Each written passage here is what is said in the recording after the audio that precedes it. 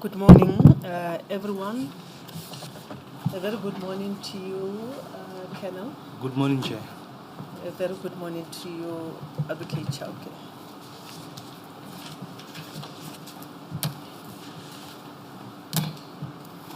We are proceeding, Colonel, and remember you are still under oath.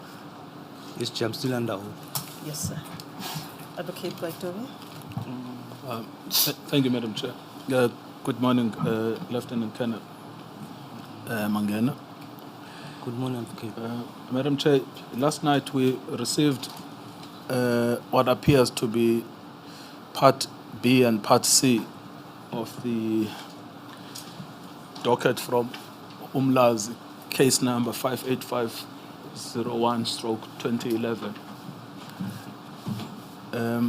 We haven't been able to go through it, but we do want to register a very strong concern that it is clear that Part C and Part B have always been in the possession of the NPA.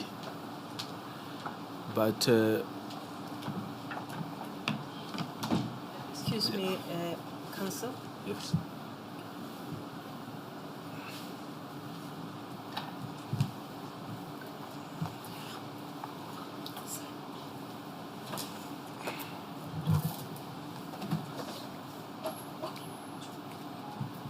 Can you go to that? I want to do the statement.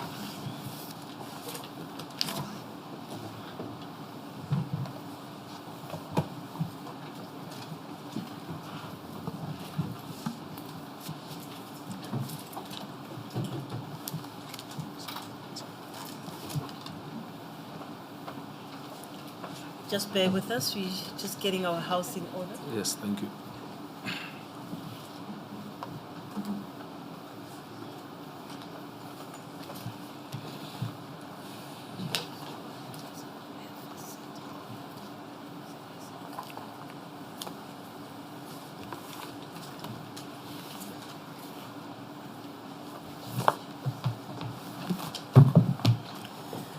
We can proceed so long while they are tracing my documents.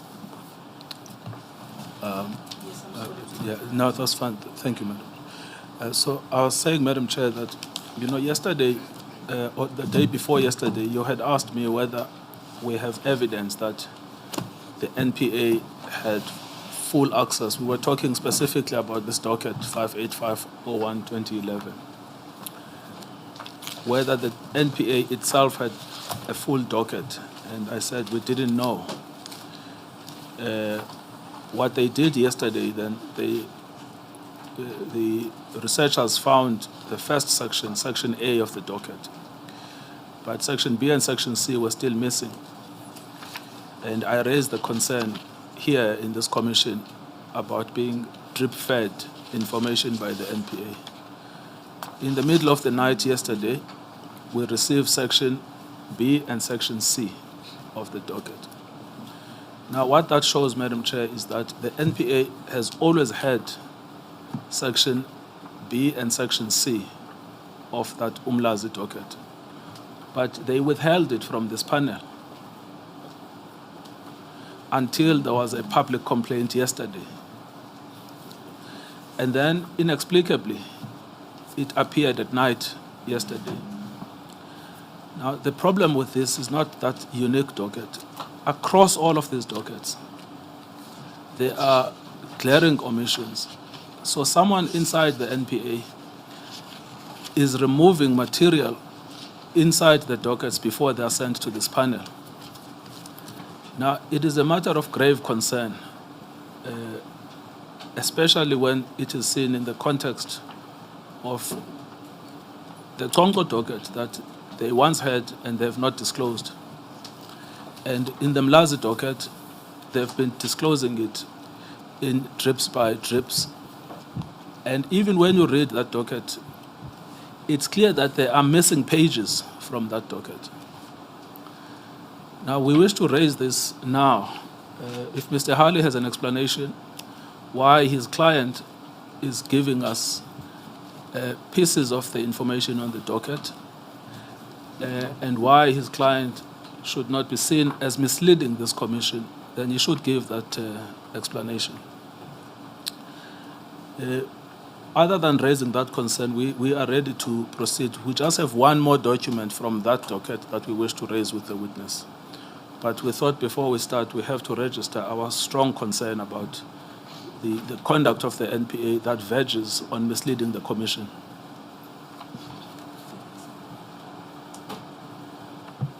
These documents that you referred to yesterday, section B and C, continues not to be before us. We were only told yesterday that they were filed or record. I assume that all of you have those documents online? Yes, they were sent to us on email, Madam Chair. On email? Yes. Let me just check with my sisters whether they saw them.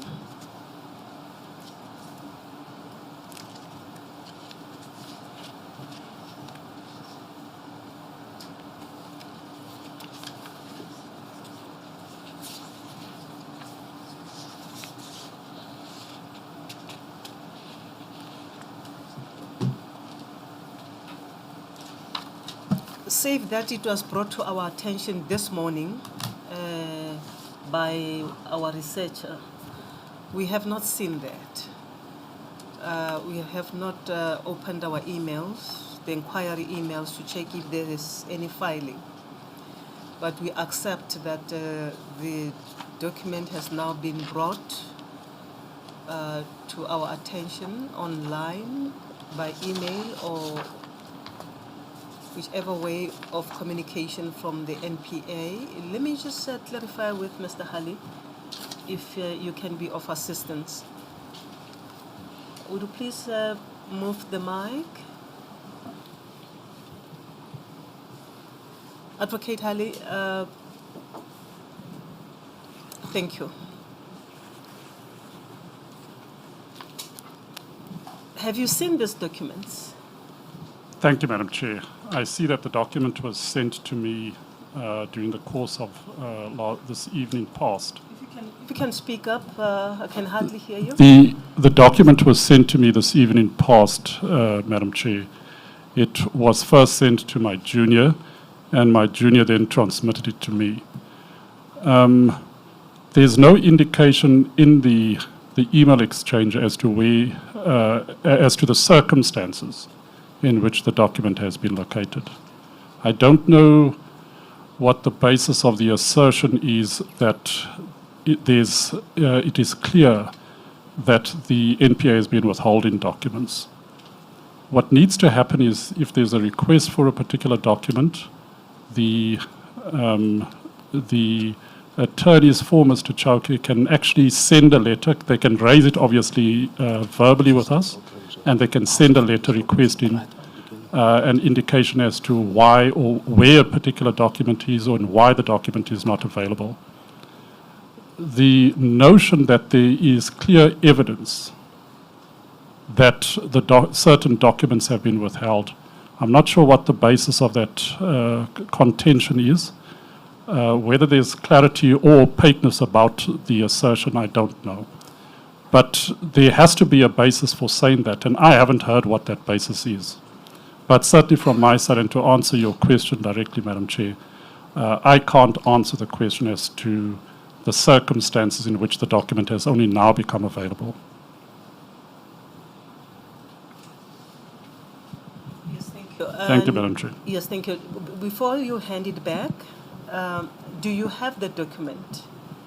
It has come through via the email, so I imagine that the email has been copied through to the Secretariat. So I imagine that the document that you've received is the same as the document that I have. Yes, we have not seen the document because it was only received apparently very late at night. And one of our researcher, as you'd see, there's now one researcher here. The other researcher is withheld, is engaged elsewhere, and she is running around to get those documents prepared for us. At an appropriate moment, she would probably have obtained copies of the document, and Advocate Nkabinde, you will tell us how you wish to proceed with the documents.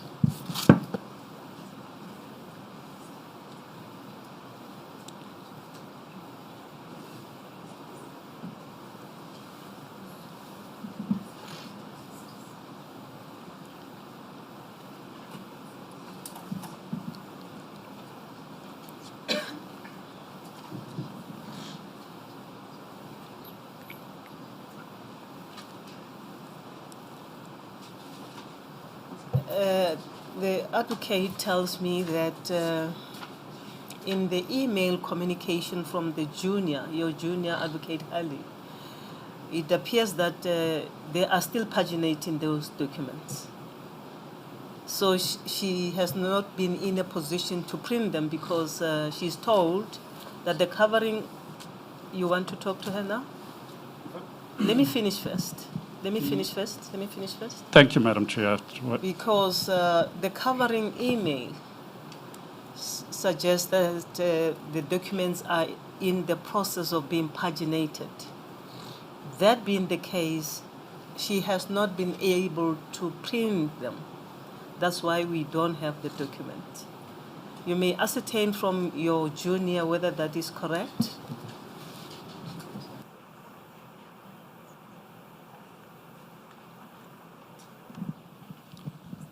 Thank you, Madam Chair. Apparently that is correct. Is that the position? It is the position that they paginated at the moment. And when will the pagination be completed? I'll that you can then make copies?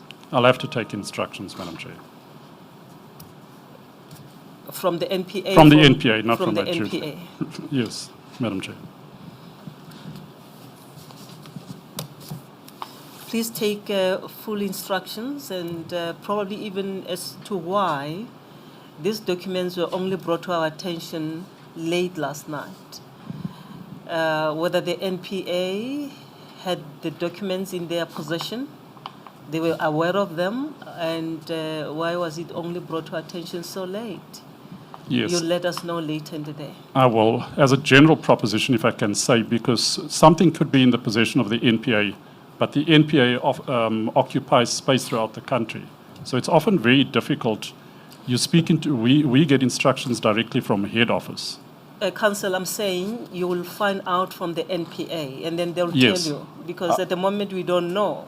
I'm sure you also don't know.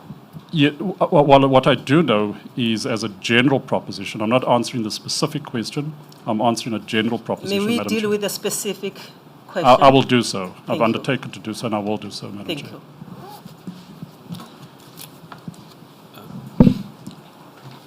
Advocate Nkabinde, we will await the final pagination and then copies be made of this document later in the day.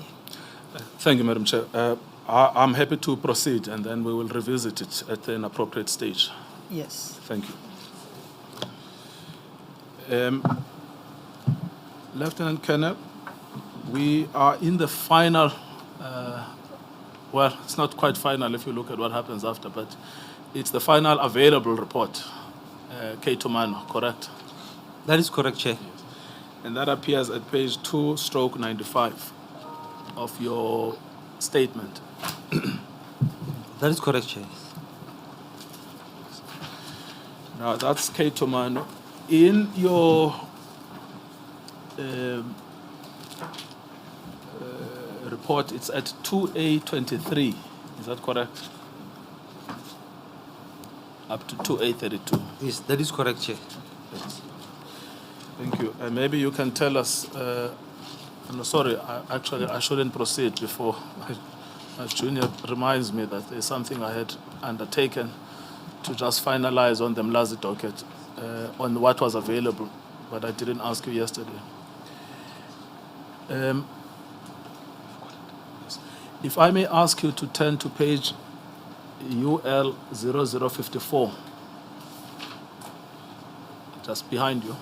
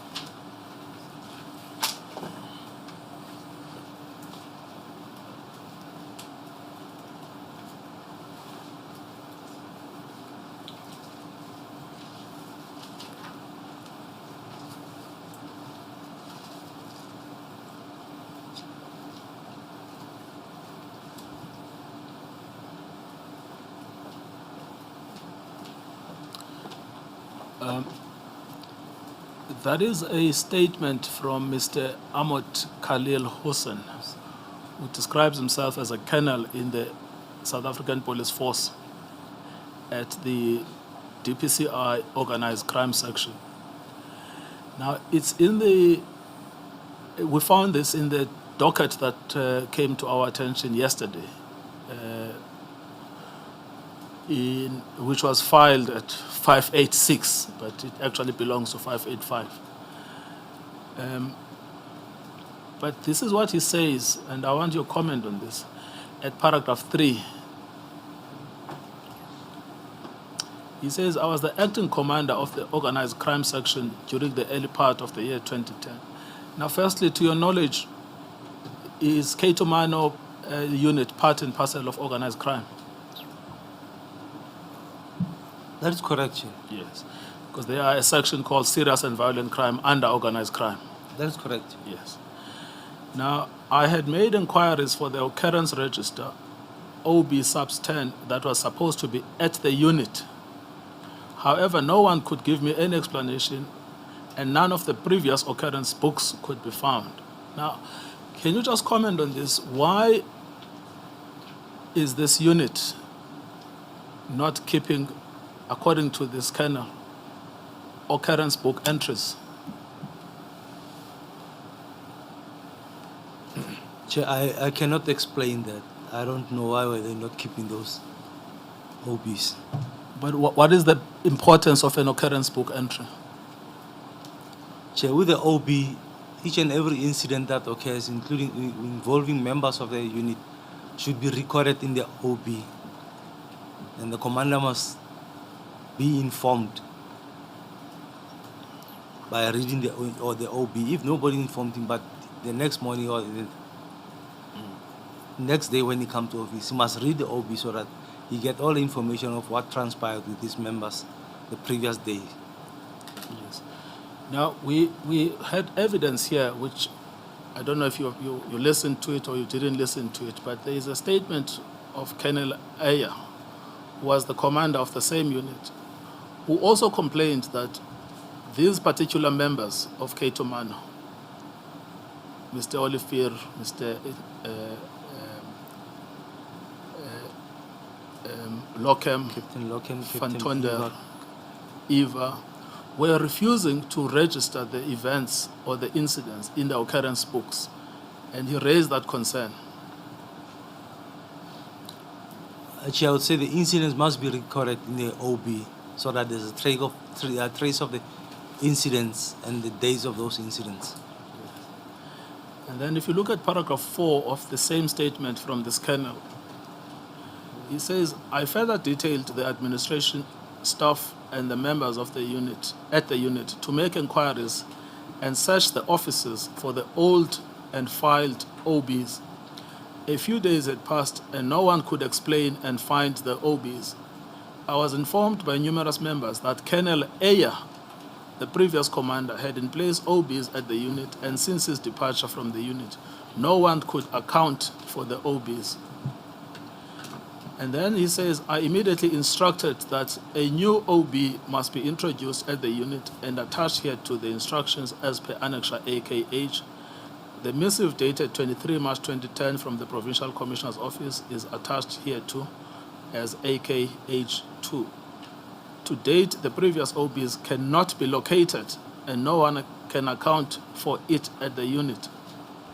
The current OB is used from 2010-03-25 to date. Now, what I found striking about this is that he says the entire occurrence books for the period before 2010 could not be found. Do you have any comment on these missing occurrence books?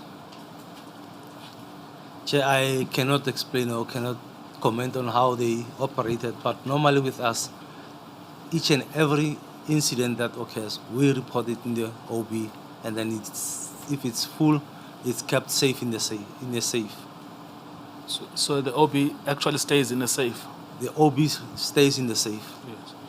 And could you explain why at this unit, this organized crime section called Serious and Violence Crime, which we call Cato Man, why there are no occurrence books? Chair, unfortunately, I can't explain that, or I can't give the reasons why there were no OBs. Yes. And the impact of not having an occurrence book on an investigation? Chair, I don't know the reasons why. I'm saying, what is the effect of not having an occurrence book on a police investigation about an incident?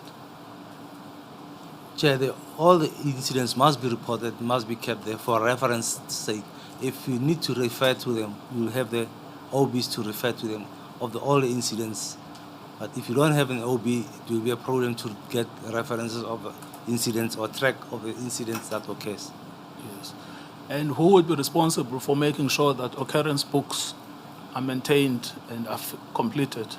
The commanders must be The commander. must ensure that the OBs are completed. And we know in this unit that certainly before 2009, the commander was Major General Boyson.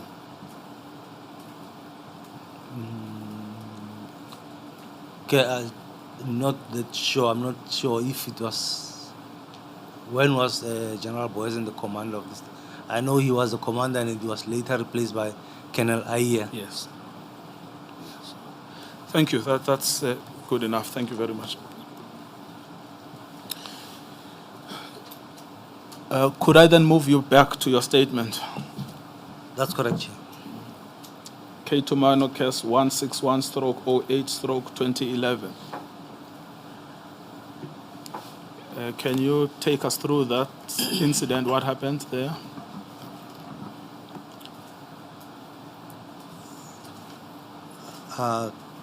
Chair, before I go to your statement, information that we had on this case was that it's a Cato Mena case 161/8/2011.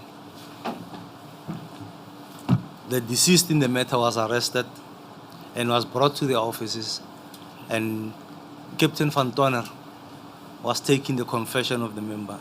He was with Warrant Officer Makaya. Now, during the taking of confession, it said that Warrant Officer Makaya, I can't remember, was it a pen or he went to the other office to fetch a pen or something. I can't remember what is it that he went to fetch. But while he was in the next office, he heard gunshots. When he came back, Captain Van Tonner informed him that in the process of taking the confession, the suspect or the deceased, the victim, managed to grab a granite stone from another table and to attack Captain Van Tonner with a granite stone. And Captain Van Tonner shot him 4 times. The first bullet was between the eyes, and then the other 3 shots were on the chest. Yes. All right, thank you. Paragraph 377 of your statement. Are you finished with what you wanted to say before you go to the statement? Yes, I'm finished with Thank you very much. On paragraph 377, on Wednesday, the 7th of November 2012, during the performance of my official duties, I received a copy of a police case docket with reference number Ketomena case 161/08/2009 from Lieutenant Colonel Kola of the task team. Amongst other documents in the docket, I found the following the documents which were to be utilized in crime scene reconstruction. The post-mortem report marked Durban PM 1534/2009 compiled by Dr. Clive James Moodley Sibusiso and signed on the 16th of September 2009. There was a statement of Inspector Pumelela Makaya and the statement of Captain Eugene Van Tonner. Just to confirm those 2 officials. The 2 officials are Ketomena members. Thank you. The intention and scope of this forensic examination comprises of the following: crime scene examination and reconstruction, bullet trajectory determination, expert opinion concerning the case. When I visited the crime scene, I found the office completely renovated, and there was no examinations conducted. Upon examination of the post-mortem report, I noticed the wound sustained by the deceased in their anatomical position as described by the medical practitioner. The entry wound recorded in the reports are consistent with wounds visible in the crime scene photos.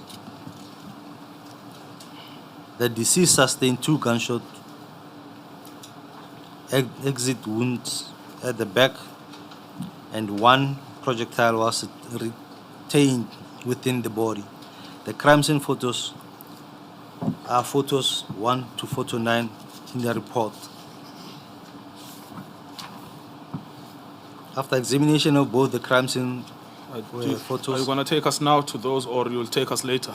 we'll take us to them later. Okay, thank you. After examination of both the crime scene photos and the post-mortem report, I was unable to determine the probable position of the deceased or of the shooter at the time of the incident. There are no photographs depicting any exit wounds, no identifiable bullet impact points at the scene, and no detailed description of the characteristics of the exit wounds that would assist in trajectory analysis or reconstruction. Due to the absence of sufficient forensic documentation and scene details, I am unable to determine or express a professional opinion on the manner in which the incident occurred. But if we go through the report,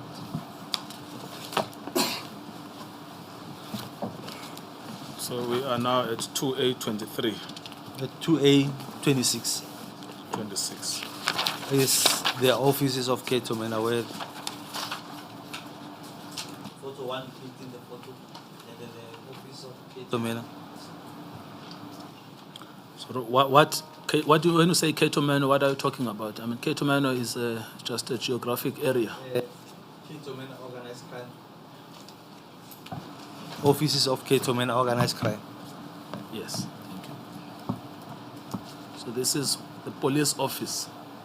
That's correct. This is the police offices, the offices where they were operating from. This is where all of these people, Fantonder, Lockham, Mostert, Eva, Makanya, Naidu, Padayache. That's correct, Chair. Thank you.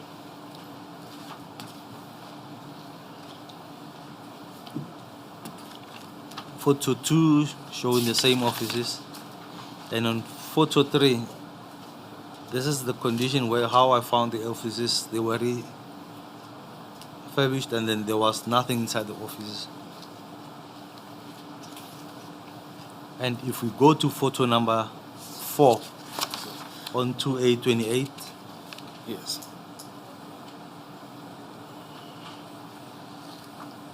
that on 2A, on photo 4, we can see the position of the deceased.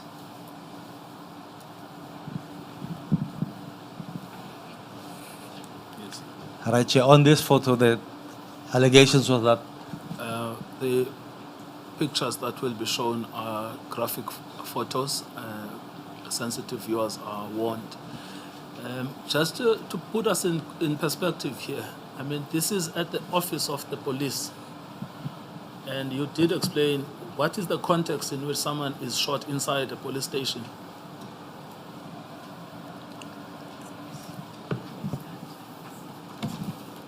Chair, I'm not sure of the procedure to be followed if someone is being shot, but the crime scene must be properly secured, and the necessary members must be called, the IP must be called, and the photographer must document the whole crime scene.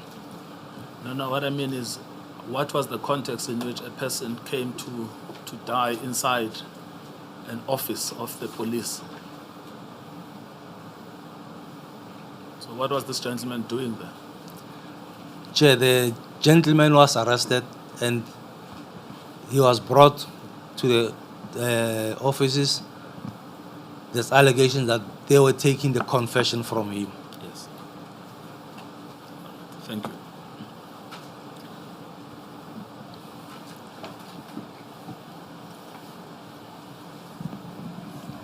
Right, Chair. What transpired was Captain Van Toner was seated in this chair,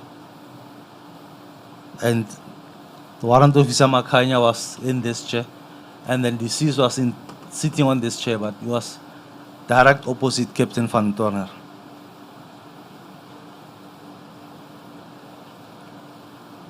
And in the process, Makanya went out of the office, and then Captain Van Toner was only left with the deceased, where there was no other witnesses. And the allegations are that the deceased picked up this granite stone. I don't know where did he get the granite stone, and started to attack Captain Van Toner, who was seated in the chair, and he fired 4 shots, 1 between the eyes and then 3 in the chest. Yes, but the attack against Mr. Van Tonder is a stone being thrown at him, according to his version. That's correct, Chair. Or a stone, because the thing I couldn't understand with this picture is that if their version is that that stone was being thrown, why is the stone near the deceased? Because you would expect the stone to be near Mr. Van Tonder. Chair, according to him, he grabbed the stone and he was attacking him with it. So I'm not sure whether he threw it or he was just trying to attack him with that stone. He was holding it. He was just holding it. A follow-up question on the stone issue. If you know, if you can answer, why would we have a loose, big granite stone in an office that we use to take statements or an interrogation room? Chair, I do not know. I do not know even where the stone coming from in the office.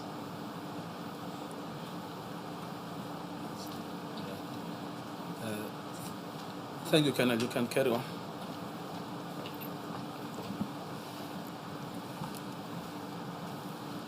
Right, the next photo would be photo 5.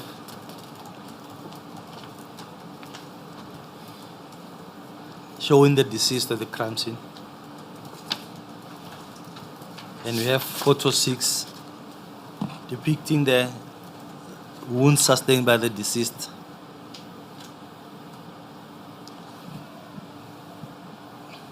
Right, he sustained 3 gunshot wounds to the chest. So it could be this one, and this one.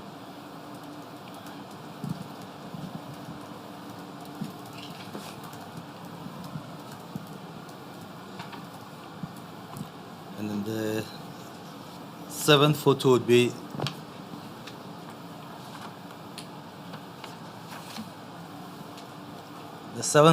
the head gunshot wounds between the eyes. The wound sustained was this.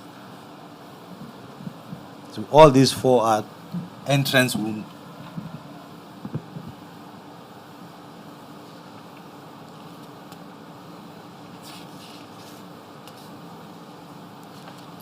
Because there was no clear explanation of the wounds or description of the wounds.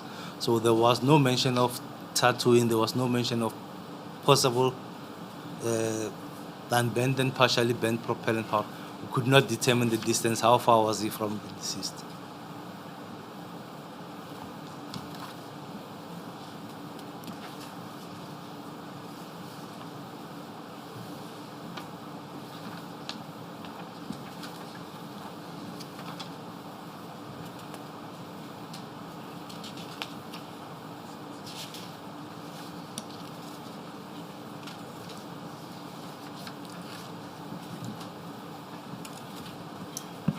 Yes, hello. Can I ask a question?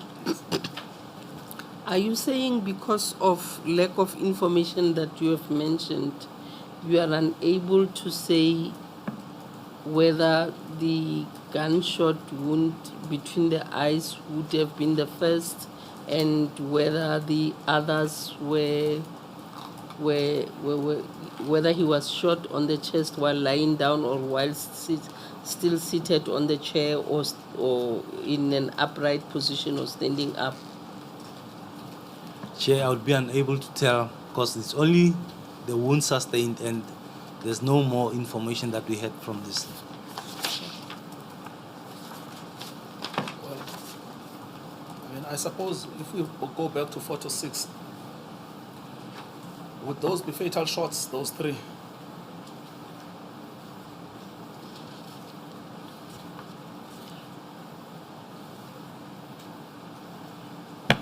Chair, the wounds, the shots would be fatal shots, but would not be immediate incapacitating shots. But they will be fatal shots. The one in the head would be the immediate incapacitating. Yes, I understand. So the shots at photo 6 would be fatal, even though they won't be immediately fatal. That's correct, Chair. So if you are taken to hospital, the doctors can attend to you and maybe you can survive. It will depend on the internal injury sustained. In some instances with these wounds, you might not even reach the hospital. I see. But they are fatal. And then the wounds at photo 7, which is the one in between the eyes. The one it's immediately incapacitated will drop immediately. Yes. So in other words, it doesn't really matter whether it is photo 6 or photo 7 because all of those shots are fatal. That's correct, Chair. Thank you. And what we know here is that the only danger that he posed, according to Mr. Van Tonder, is a stone. That is correct, Chair. You can take us to 8 and 9.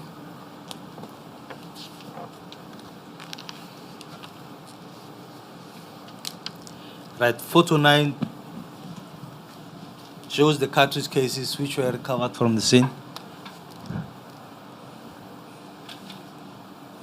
And I can see only 2. It's this one and this one. So I'm not sure of the third one. It's actually supposed to be 4 cartridge cases, but it's only 2 that is on this photo. And then photo 10 shows the granite stone that... Photo 9. Is it photo 10 or photo 9? Photo 9 shows the granite stone that allegedly the deceased grabbed to attend Captain Van Tonder with. But there are several pieces of what appears to be granite stone there. Am I right? That's correct, Chair. I think it broke into pieces, but I don't know in the process or when.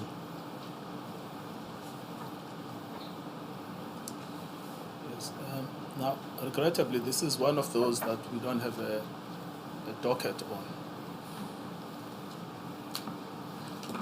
That's correct, Chair. And when we were doing investigations, when we were interviewing other people, I think there's 2 people that we went to interview who were in prison. Who I'm relating, because I'm saying this because it's the same modus operandi with this one as what I'm looking at. When we interview some of these guys, what they were saying is that Who are these Keto Mena, guys? When you say when we interview some of these guys, what are you talking about? I can't recall their names, but I think I'll have their names somewhere. Now, what I mean, are you interviewing some of the suspects or are you interviewing the police themselves? No, so the suspects who are in prison. I see. Thank you. So they would say that Keto Mena will take you to their office, they'll write a confession for you, and they'll force you to sign. If you don't sign, they'll deal with you. Yes. Well, don't worry about that. We do have a witness who was forced into a confession who is coming next week. Yes. But having regard to this is not even one of those where there is a gun or anything. I mean, what is your opinion on the danger by a policeman being that stone and in retaliation shooting a person 4 times? So especially if you look at the position of the wounds, the wound in the face or in the between the eyes would be immediately incapacitated, meaning you are killing this person. There was no intention to stop him from attacking, but intention to kill. Thank you very much.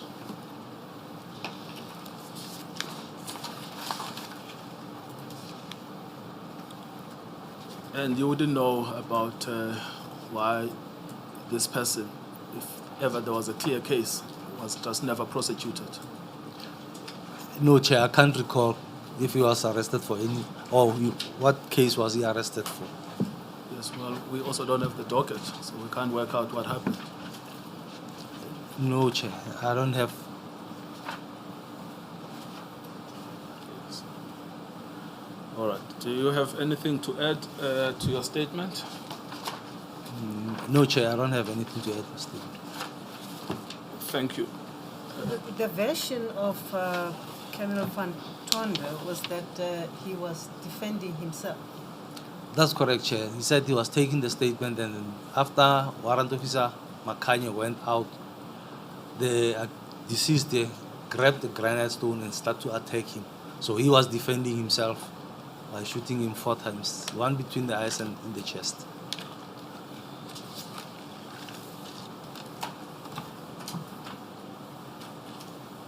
Yes, but this is all happening inside the police station.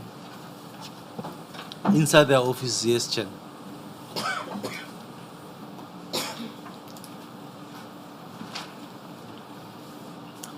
Thank you. And now you said you've got nothing to add. The facts speak for themselves. I have nothing to add on this one, Chair. Yes. Now, I want to take you further to paragraph 364 on a different topic now of the missing reports. Can you just deal with that?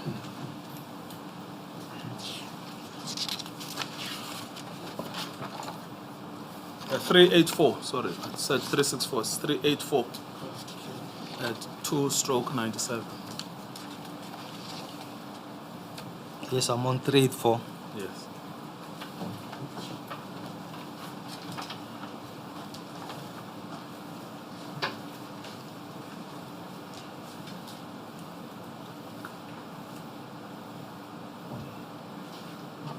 Just read that for the record.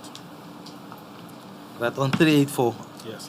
upon comparing my list of reconstructed scenes with the dockets disclosed by the NPA, I have been advised that in several instances the disclosed dockets do not have or do not contain my reconstruction reports.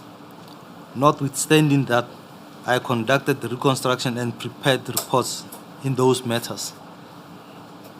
The matters concerned are the following: the Kwadukuza case 39 of 9/2008, the Beria case 288 of 5/2008, the Rustenburg matter of case of 1098/9 of 2009, the Umlazi case 585 of 1/2011.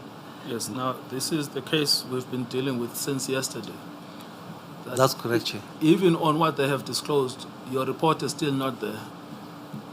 But you've shown us the report that you prepared, That's correct, Chair. which was once in the docket. Yes, sir. I have submitted that report. Yes, thank you.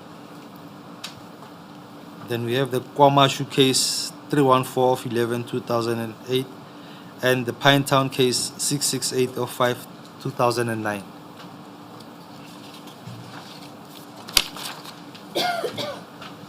Yes, thank you. In each of the matters listed above, I confirm that I conducted a crime scene reconstruction and compiled a report recording the reconstruction process and my findings. The absence of these reports from the docket disclosed by the NPA is therefore not due to the reconstructions having not been performed, but rather reflects that the reports do not appear in the material made available. And then carry on 387.1. Just one question. Colonel, how would you know that your reports are placed in the case dockets? Is it you who do that when you do after you have compiled your report, or what is the position? Chair, after compiling my report, I will give them to the investigating officer to place them in the case docket.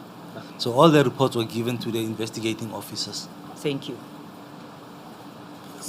Thank you very much. 387.1. In 387.1, I'm not in a position to state why the above mentioned reports do not appear in the disclosed dockets, nor whether they may exist elsewhere in SAPS or prosecutorial or records.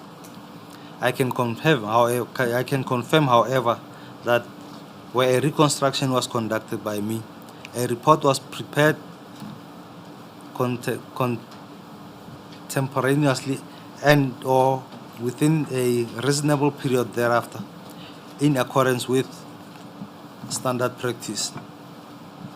Each reconstruction was conducted with the reference to the specific fact of the individual's scene, including scene layout, ballistics information where available, witness accounts, and other objective indicators. As such, each report stands on its own factual foundation. By way of example, the dockets in respect of the Umlazi case 585 of 10/2011 is manifestly incomplete. The docket presently comprises only of 4 pages and contains a single witness statement. Now, I mean, you can now correct that from yesterday, because yesterday further documents came to light. And Okay, in further the evening. documents were received yesterday, Yes, and yes, some thank of them were presented this morning in court. Yes, thank you. This is notwithstanding that I personally conducted the crime scene reconstruction in that matter and compiled a reconstruction report in respect thereof. I am in possession of the said reconstruction report. The absence of that report and any related reconstruction material from the docket as disclosed reflects that the docket in its current form does not contain the full evidential record pertaining to the matter. 388, I accordingly record that there is a discrepancy between the list of crime scenes I have reconstructed and in respect of which I prepared the reports, and the contents of the dockets disclosed by NPA in these proceedings. 389. In conclusion, Yes. I make this statement voluntarily and in good faith. Thank you, Lieutenant Colonel. Is there anything you wish to add? One of the points that were made by Advocate Mayema, which was also made by Ms. Mary DeHaas when she wrote a letter to Advocate Batoyi, was whether or not the response of the officials stretching from the SAPS to IPID to the NPA would have been the same if the people killed were not black. Do you have any comments on that? Chair, I can't comment on that one. But I mean, each and every body that you have shown us, laying to waste, young people in their teens, in their 20s, with families, are all black men. That's correct, Chair. Thank you, Madam Chair. I have nothing further with this witness. Thank you, Counsel. Colonel, regarding these missing documents, you mentioned that all the reports would have been handed to the investigating officers. Did I hear you saying that? That's correct, Chair. I did that. Which would involve officers from IPID or DPCI? From both IPID and DPCI.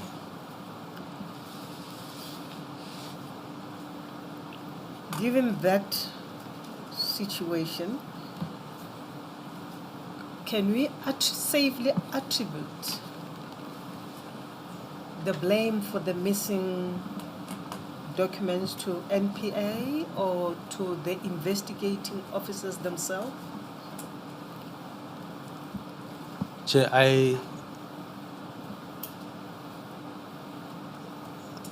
I cannot say we can blame the investigators or the NPA, but what I know is all the reports were handed. And in most of the time when I was with the investigating team, when they investigate, when they submit their dockets to NPA, they will make sure that all the documents are present in those case files when they hand them over to NPA. As we speak about these missing documents, the officers who should first account should be those who investigated from DPCI and IPED. Because before the dockets or the documents reach the NPA, they would have been in the possession of these investigating officers, correct? That's correct, Chair. Now, if you follow that sequence of possession, we will then have to find out, particularly in relation to the Umlazi and other missing documents, who the investigating officers were, correct? That's correct, Chair. They would then shed light as to what would have happened to those documents, the dockets, the reports, etc. That's correct, Chair. And I think if we can even check on the investigation diary in the dockets, because the investigation diary will have all the documents that are in the dockets. So they will be mentioned there and then they will be given a reference number. So if we have the investigation docket, we can look at it. Then the documents that are mentioned in the investigation diary that are not in the docket, it means that when they were handed over, they were there. They were in the dockets. They could be within the transition when the NPA taking the dockets or when the dockets were in their possession. That's when they lost those documents. And the investigation diary is the document that is kept by the investigating officer It's kept in the docket. in the docket. It's kept in the docket itself. But I would imagine that an investigating officer, for instance, from IPED or DPCI, would have made copies for themselves. It's most likely they will make copies for themselves. Yes, thank you.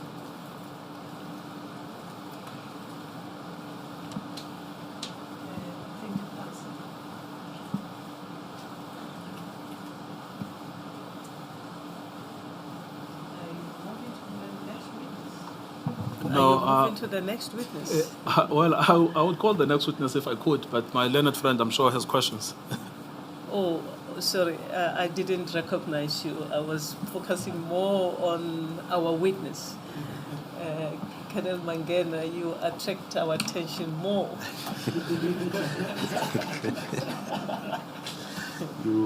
I'm not insinuating anything. Junior Attorney Katlego.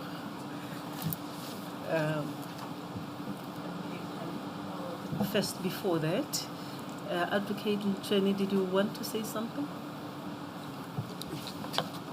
I thought I'd be given my opportunity You are to. smiling, and I don't know whether you are bringing something that is going to be pleasant to us.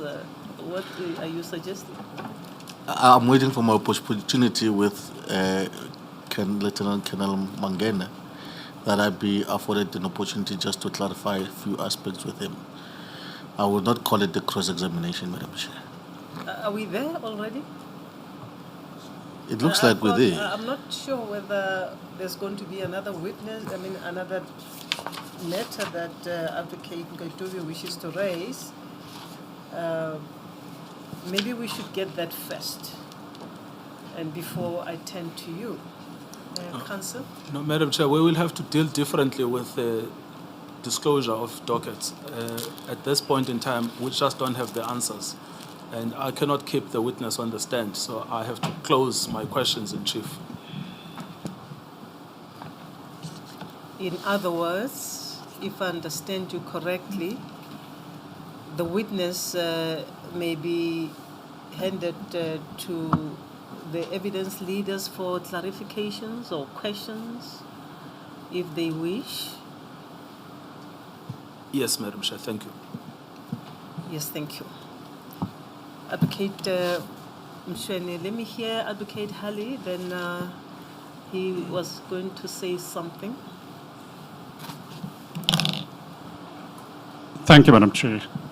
Just an update on the request or that I delivered to the NPA regarding the missing pages or the missing parts of the dockets. What I'm told is that the only request that was made was for the 23 dockets. There was no request for any other dockets. This Umla's docket that was disclosed doesn't relate to those 23 dockets, but it was delivered at the same time. To the extent that documents are missing in any one of the 23 dockets, in other words, the ones that form part of the indictment, or the Umlazi docket, that concern was never raised directly with the NPA. So those are the instructions that I have at this point in time. Unfortunately, the person who's giving me instructions is on leave at the moment, so she doesn't have access to a laptop. But those are the instructions that have been given to me. Let me understand you. The requested dockets were the 23 dockets. Correct. And the Umlasi docket didn't form part of those dockets. It was not part of the 23 dockets that formed part of the indictment. So the 23 dockets all form part of the indictment. Those are the instructions that I was given. I'm getting confused now.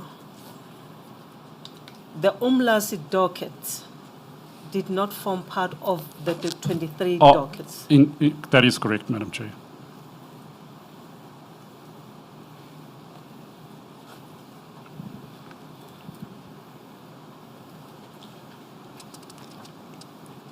But the indication, if I can move on to a second point related to... Before you do, and the requesting letter was from Advocate Chauke's team to the NPA. So I'm not sure whether there was a request that was made right at the beginning that was part of a directive, an agreement that was made between the evidence leaders and the childcare team. That request related specifically to the 23 dockets and to the racketeering docket.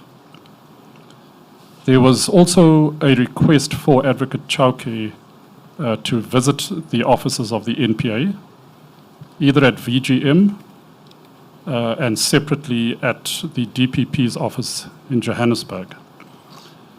So to deal directly with the question of the Umlazi docket, that did not form part of the indictment. So the request that was made for the 23 dockets did not cover the Umlazi docket. Then, insofar as second point, insofar as any other documents may be missing, the point that is made pursuant to my queries is that those documents that have been identified as being missing, there was no specific request that was directed at the NPA for any missing documents.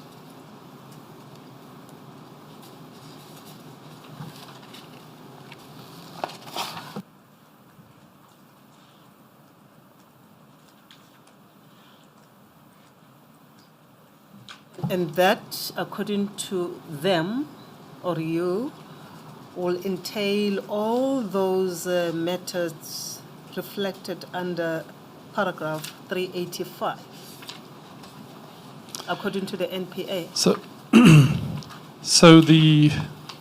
To clarify, 385.1, 385.2, 385.3, 385.5 Those are all documents that form part of those are all part of the indictment. The ones that don't form part of the indictment is 385.4 and 385.6.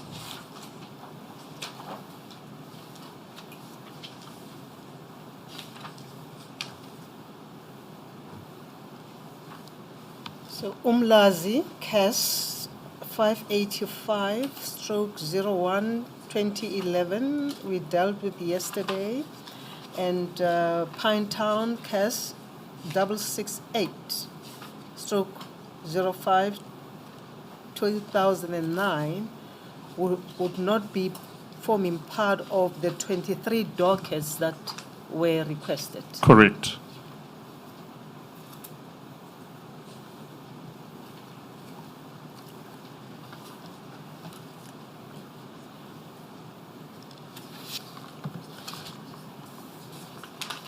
The request or the letter requesting the dockets may be within the possession of the NPA and Advocate Chauke.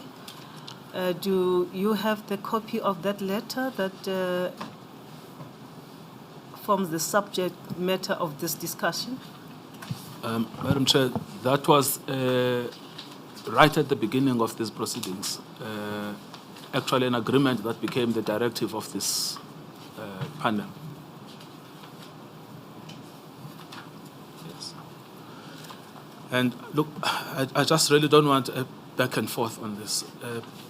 Pinetown is in the docket. Umlazi was disclosed by the NPA already in October. The complaint about Umlazi was that the docket they gave us was incomplete. It's even paginated. But as I say, I don't want to get into a factual fight with Mr. Hale. If he says he doesn't have complete instructions, let's take him on his word.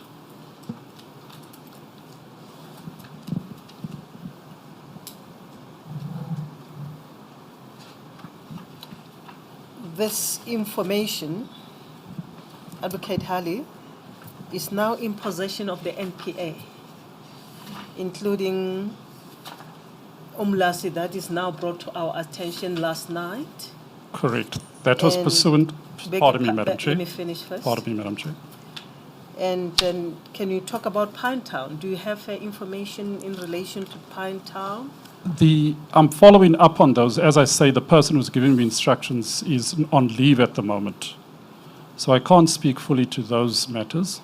I can speak to the Umlazi matter. So those are the instructions insofar as the Umlazi matter is concerned. But because of the nature of the instruction that I was given, i.e. that the request was only for the 23 dockets, that the instruction would cover all the other dockets unless there was a specific request for it. We don't know that there was a specific request for it. I don't know that. But as specifically based on the instructions that have been given, it's that there was only for the 23 dockets. Yes. We would look at the transcript and we will look at what the 23 dockets entail, because this is a matter that arises now.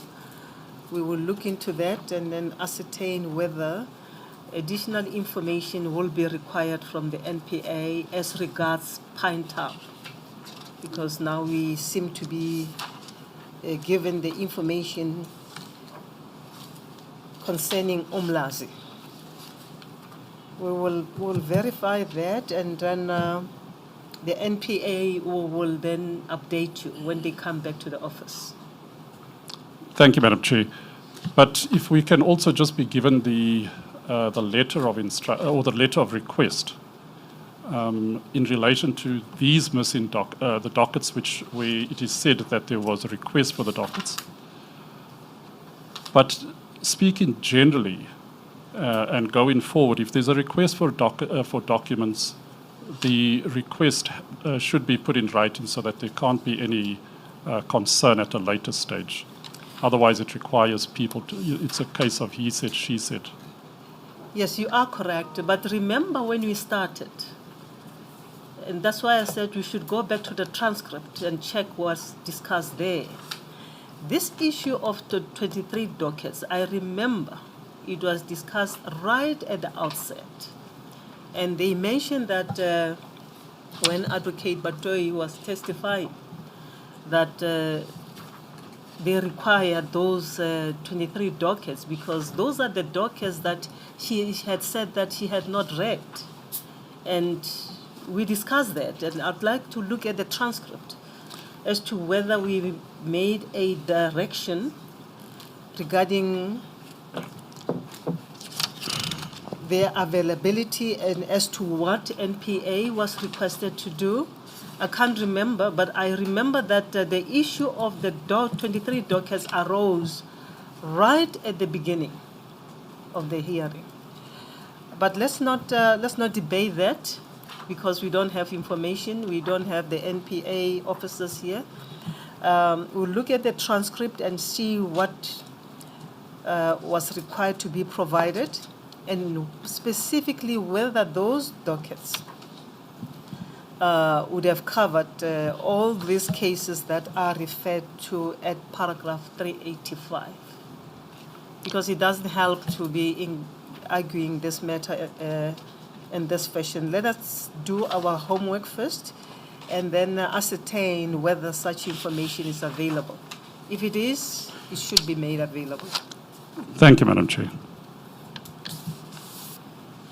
Madam Chair, just I'm sorry to come after you've spoken on this, but I don't want to be seen as having acquiesced to an unreasonable request from the NPA.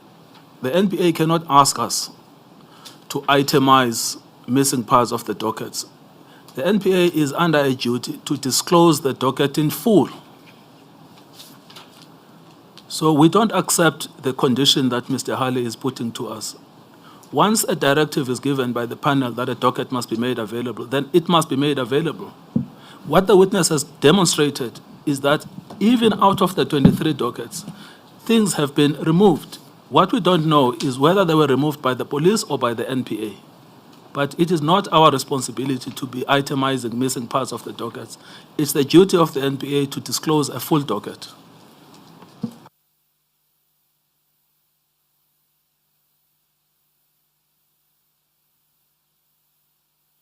Let's not go back and forth. Advocate Hale, I know you're going to say something, but let me place this on record. And I'm sure all of you will agree that the NPA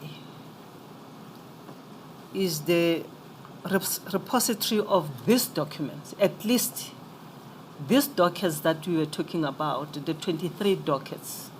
Am I correct? I can't agree with that unconditionally. Some of them may well have been in the possession, so I want to explain. Some of them may well have been in the possession, others may have been obtained from the police pursuant to the request. I can't answer that. So to the extent that it was already in their possession, then the answer to your question, Madam Chair, is yes. But to the extent, but I can't answer that generally. Yes. You remember earlier on, both counsel, I said the investigating officers within IPID and DPCI would have had this information, and the witness confirmed that.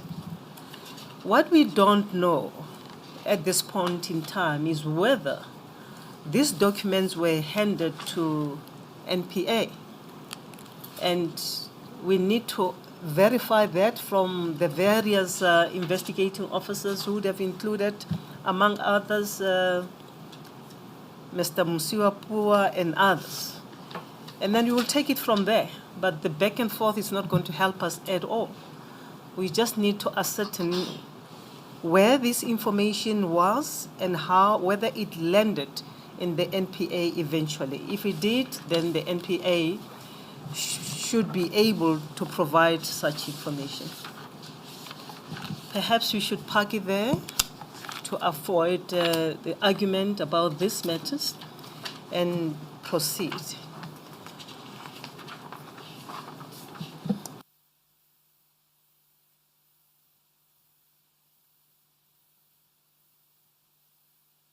Thank you, Advocate Nkabinde. Advocate Chweni.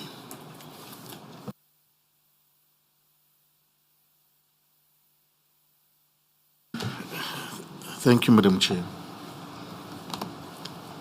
Good morning, Lieutenant Colonel. Good morning, Advocate. How are you doing? I'm good at. I'm fine. Lieutenant Colonel, I just want to, although this exercise is themed cross-examination, I call it the clarification process. I just want to clarify a few aspects with you. I'm not going to go into the correctness or otherwise of your reports because it is not for me or this panel at this stage to determine whether your reports would have been sustainable in court or not. So what I just want to clarify with you is just a few aspects relating, amongst others, to the terms of reference, which this panel has been asked to look at. And in particular is the question whether in supporting the prosecution or the institution of the charges, Advocate Chauke did so where there was in circumstances where there was sufficient information. Have you been has those terms been explained to you? Just before he answers that question. It is not the first time that I hear Advocate Mutsweni using the word sufficient evidence. And the terms of reference, do they talk about sufficient evidence? Not really. I'm just paraphrasing, Madam Chair. Yeah, you say you are paraphrasing with reference to the terms of reference. Now, when you paraphrase, you do not impact on the substance of the question. You paraphrase, and fairly so. You'll still convey the very information that is in the terms of reference as you paraphrase. And I want to believe that the evidence leaders do understand quite well the difference between sufficient evidence and existence or non-existence of evidence. Thank you. Let me just, to be fair to you, in fact, the allegation is that he supported the prosecution where there was no evidence suggesting which justified the decision. Has that been explained to you?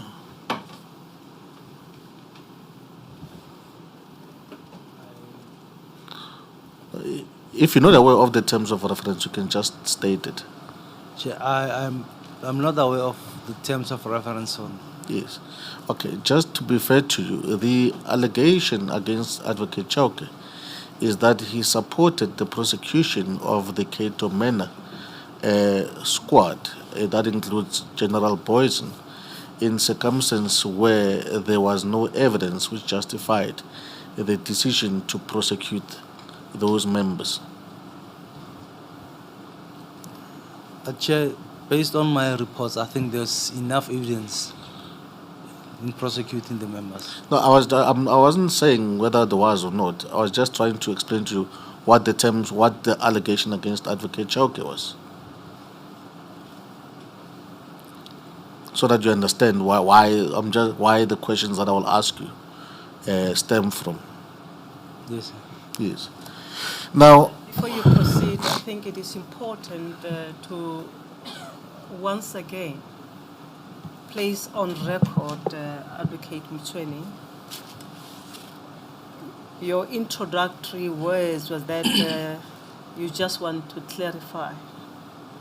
You are not asking questions or cross-examining, something to that effect. But I think we must understand why we are all here. This is an inquisitorial process. We seek to unravel the truth. So if you wish to question the witness with a view to unraveling the truth, I think you are permitted to do that. It shouldn't be that you are going to be constrained from asking pertinent questions to assist us to unravel the truth. I think this is the crux of the matter. And we should not be putting labels and say question or seeking to clarify, which may be putting form over substance. Let us get to the crux of the matter. If you wish to ask questions that may assist us in unraveling the truth, I think you should feel free to do that. I will do so. Thank you, Madam Chair. And I think my sister will support this approach. Because if you suppress questions, that might eventually assist us in getting to the bottom of the issues, then you would not have played your part as the evidence leader. Neutral as you may be, but you'd like you to ask questions, probing questions that might assist us to find the truth. I'd like to place that on record again. Thank you, Madam Chair. I'll keep that in mind. Now, Lieutenant Colonel, I have noted.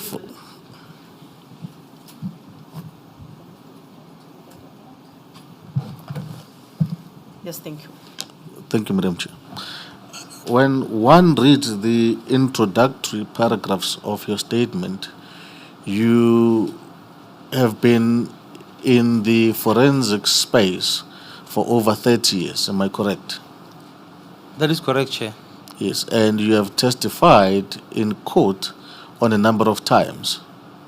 That is correct, Chair. So basically, and in all instances when you're called there as an expert witness. That is correct, Chair. And the primary purpose of an expert is to assist the court in ascertaining those complex issues which the court does not have expertise on. Yes, that's correct, Chair. Yes, and as an expert, you are expected to remain neutral, notwithstanding the fact that you are employed by the SAPS. That's correct, Chair. Yes, and that the findings on your report should be predicated on your own investigations and findings. That's correct, yes. And should not be influenced by anyone else. That's correct, yes. Yes. Now, if we turn to your report to your divisional commissioner dated 31st January 2013, CM3, that is, would be on 2-106. Let's take us to the file first. I think it's the Lieutenant Colonel's bundle. His bundle. Yes. Page. It's 2-106. 2A. No, 2. It's just written 2. 2. It's part of his statement. It's the annexure to his statement. Towards the end of the statement, Madam Chair. Yes, thank you. CM3. Yes. You can refer to it like that and then take us to the page. Yes. Now, you wrote that in order to report to your divisional commissioner as to what has transpired since you were deployed to the team. Would that be correct? That's correct, Chair. Yes. And what I've noted from your report was that you were seconded to the team around the 17th of January 2012. That's correct, yes. Yes. And you were then on the 19th, you were given 6 LCRC case files of different stations.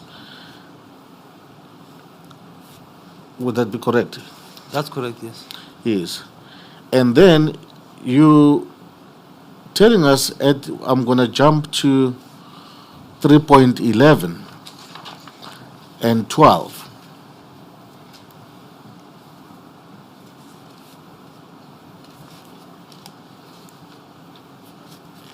Where you say a team of 6 advocates were sent to Gauteng to evaluate the cases and inspect the case dockets which were investigated. Do you see that? Yes, I see it. And you tell us that on the Ansel, where are you reading? I'm on CM3 dash Annexure CM3 dash 2 dash 107, Paragraph? paragraph 3.12, 3.11 and 3.12. Thank you. And then you tell us that on the 15th of March 2012, you presented a case, these cases, to the prosecution team, and together, and do you see that? Yes, I see it. Now, can you just explain what presentation were you making to the prosecution team? Right. The presentation that I made to the investigation team was from the analysis that I made on the cases that I have received and the post-mortem that I've received and the crime scene photos that what I've seen in that. So I presented to them, this is what I see and this is what I'm going to do on my investigations. Because by then, the reports were not yet ready. Yes. But that's what I could see on the full crime scene photos and the post-mortem report that I had. Yes. And are you able to tell us in which dockets were those? Because you told us that you had, at this stage, been given 6 LRC case files. Yes, the case dockets that I had by then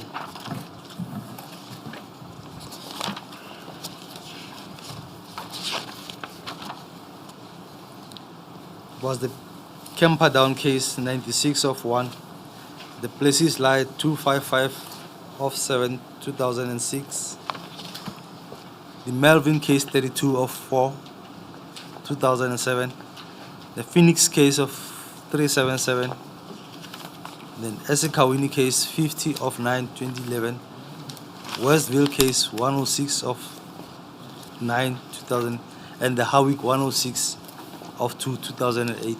Those are the ones that I have firstly received. The ones which are on the list that was presented by, which were presented to me by Major General Mabula. Sorry, you seem to be reading from somewhere. That would be from, sorry, Chair, I'm apologizing for that. CM1 2/100.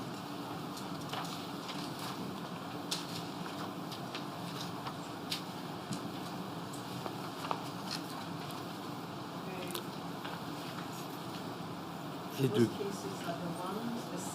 the six that, Pardon? The 6 cases you had received are the ones that are reflected under paragraph 4 of CM1. that's correct, Chair.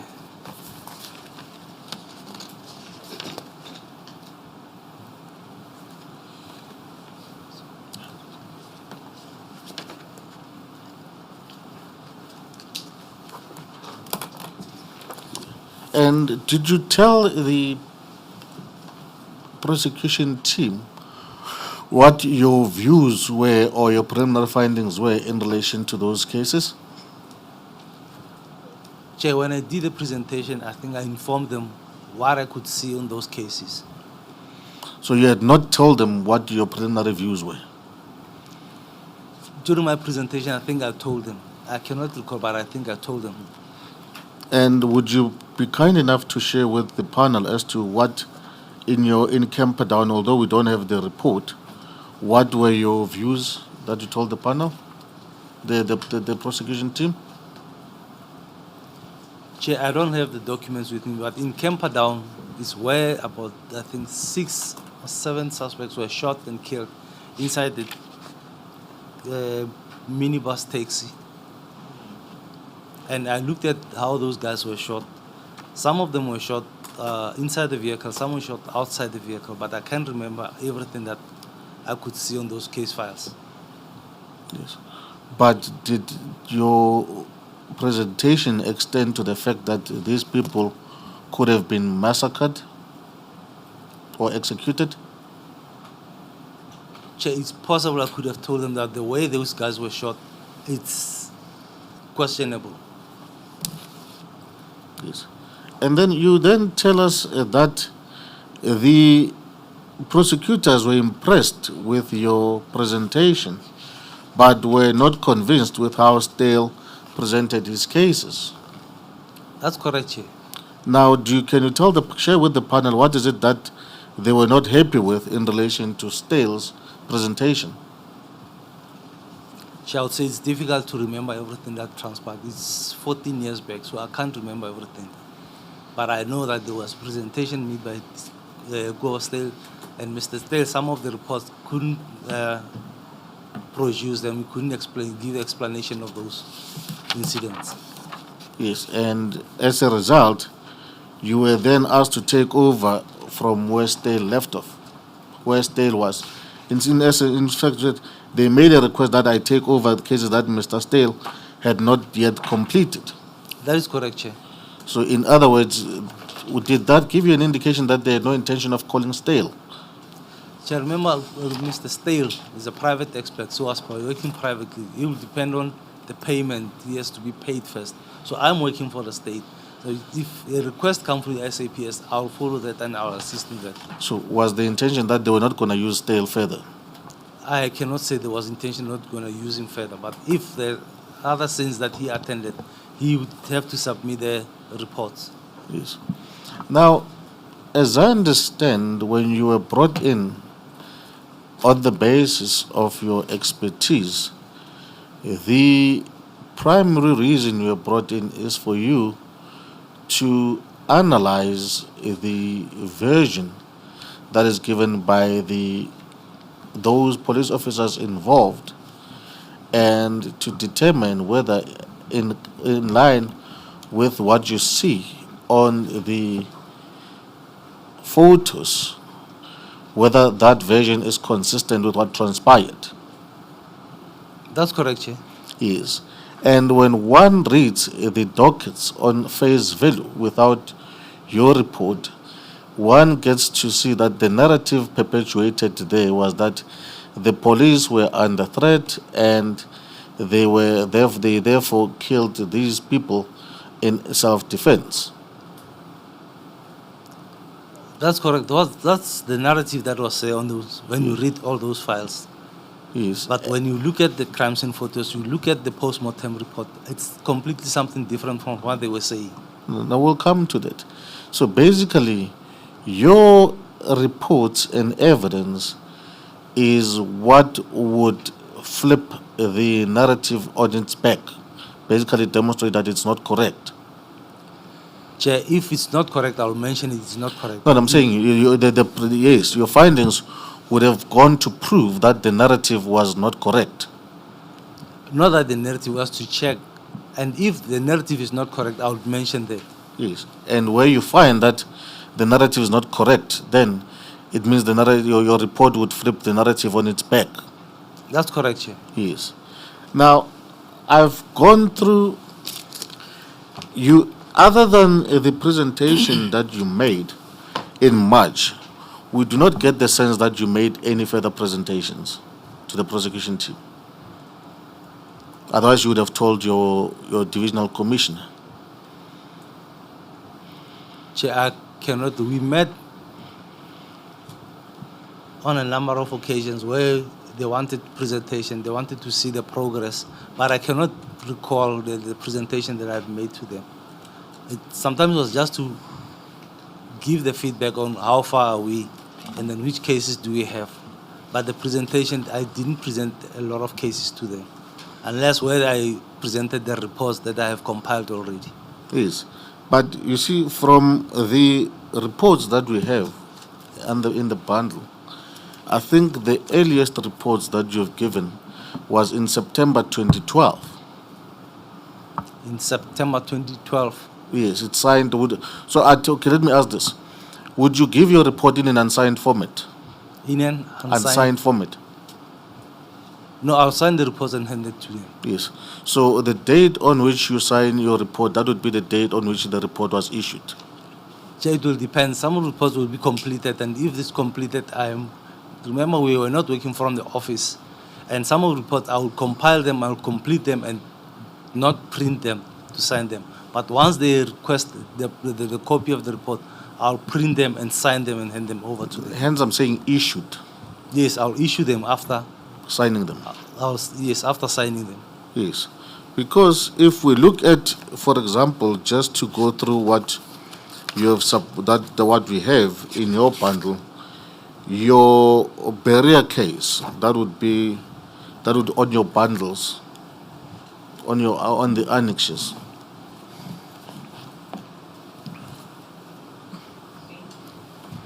It starts from 2A1 to 22, but I'm on page 22, madam. Yes. Area is CAS 288/0508. Yes, of 2008. The date there is, are you there? Page 22. Page 22. Yes. On which one? The 2A. 2A.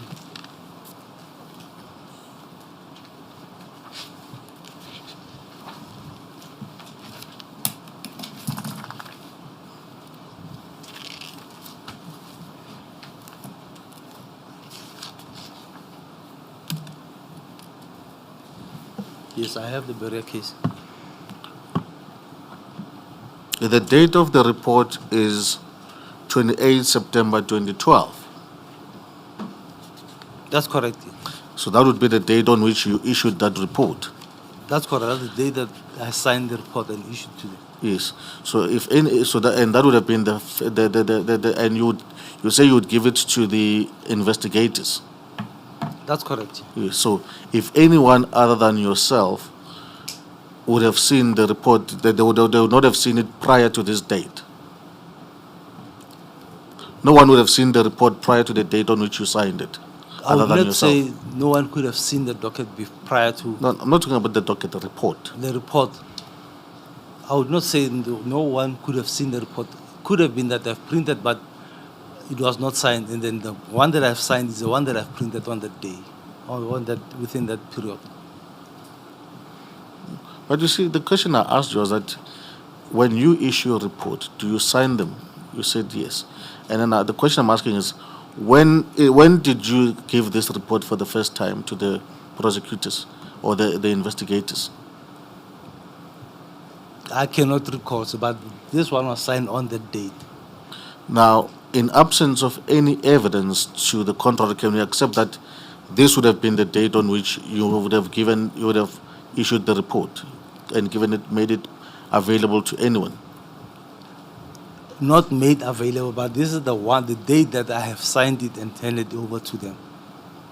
It could have been, it has printed before, but it was not signed, and then I signed it when I give it to them. So would that be the case with all of them? All of them, Meaning that you would, yeah, because if we can go through the dates, all of them are either, like for example, the Chatsworth one that is on 2A53, it's unsigned. It's signed but it's not commissioned.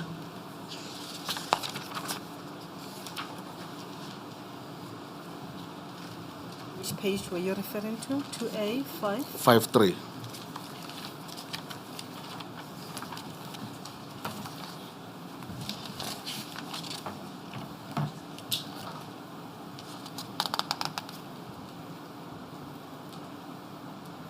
Do you see it, Mr. Mangena? I see that, yes, sir. It's unsigned, so we don't know when would you have issued it. That's correct, Chair. Remember, we were working from Devon, but if you look at the date on this one was signed while I was back in the office. So some of them, I would have printed them while we were at that site, and then we'll sign them when we get home, or when we print them at the office to sign them. Now, I just want to go into your reports. If the narrative that was perpetuated by the police before you do that, are you making any connection to this or making any point in relation to 2A22, the signed and commissioned report?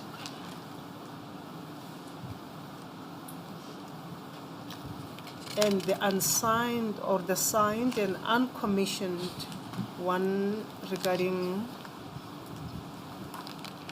is that Chatworth? No, At no, 2A-53? no, Madam Chair. The point that we're trying to establish from the Colonel is when did he first make these reports available either to the investigators or to the prosecution team? And he tells us he cannot tell us when. He may have printed it. He does. What he tells us that he cannot say as a matter of fact, and that the date of the signature is the date on which he issued it, or he may have issued it much earlier.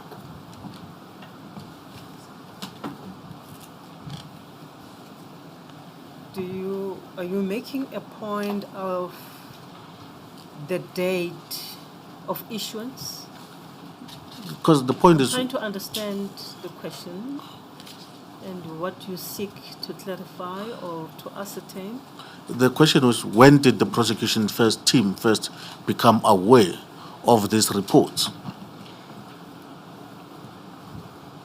Yes, thank you. So he tells us that. Now, Colonel, can you tell us a matter of fact, in relation to all these reports that are in this bundle, when did you first make them available to the prosecution team? I cannot say when did I make them available to. I cannot recall, Chair. But most of the reports were done while we were busy working on them. And in some of them, because we were working in Devon, and we work the whole week, and then maybe a week we'll come back this side, we'll type a report, or if there's a need of those reports, they'll tell me we need this report by this day. And by then, I'll come and print them when you're at the office here and sign them. When you go back to Devon, I'll hand them back to them. Okay. Now, just wanted to go through your reports with you, and against the backdrop of the following. The narrative that is perpetuated by the police, we've already gone through that, is that whether they were either trying to arrest the suspect or stop him or whoever, and then produced a firearm, started shooting at them, and then they fired back. Right? That is the narrative.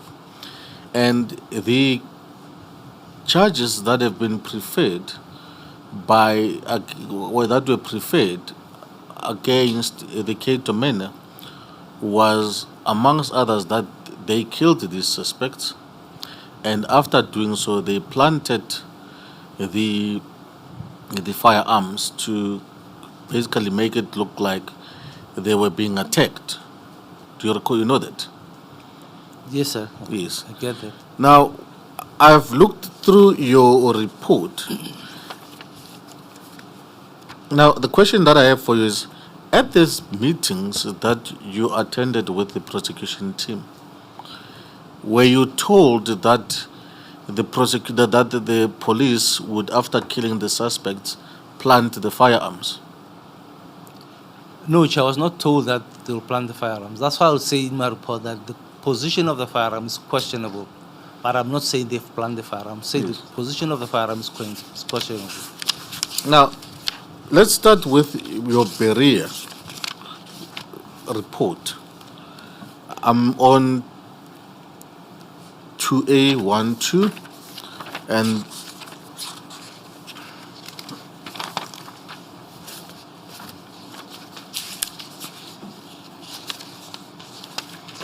your findings are on 2A19.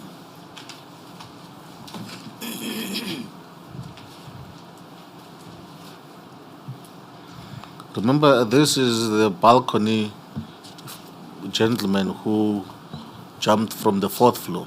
That's correct, yes. Yes. And your findings are as follows. After observation of the crime scene photos, post-mortem photos, and post-mortem report, For the purpose of the record, you must go to the relevant pages. is 2A1, is 2A-19.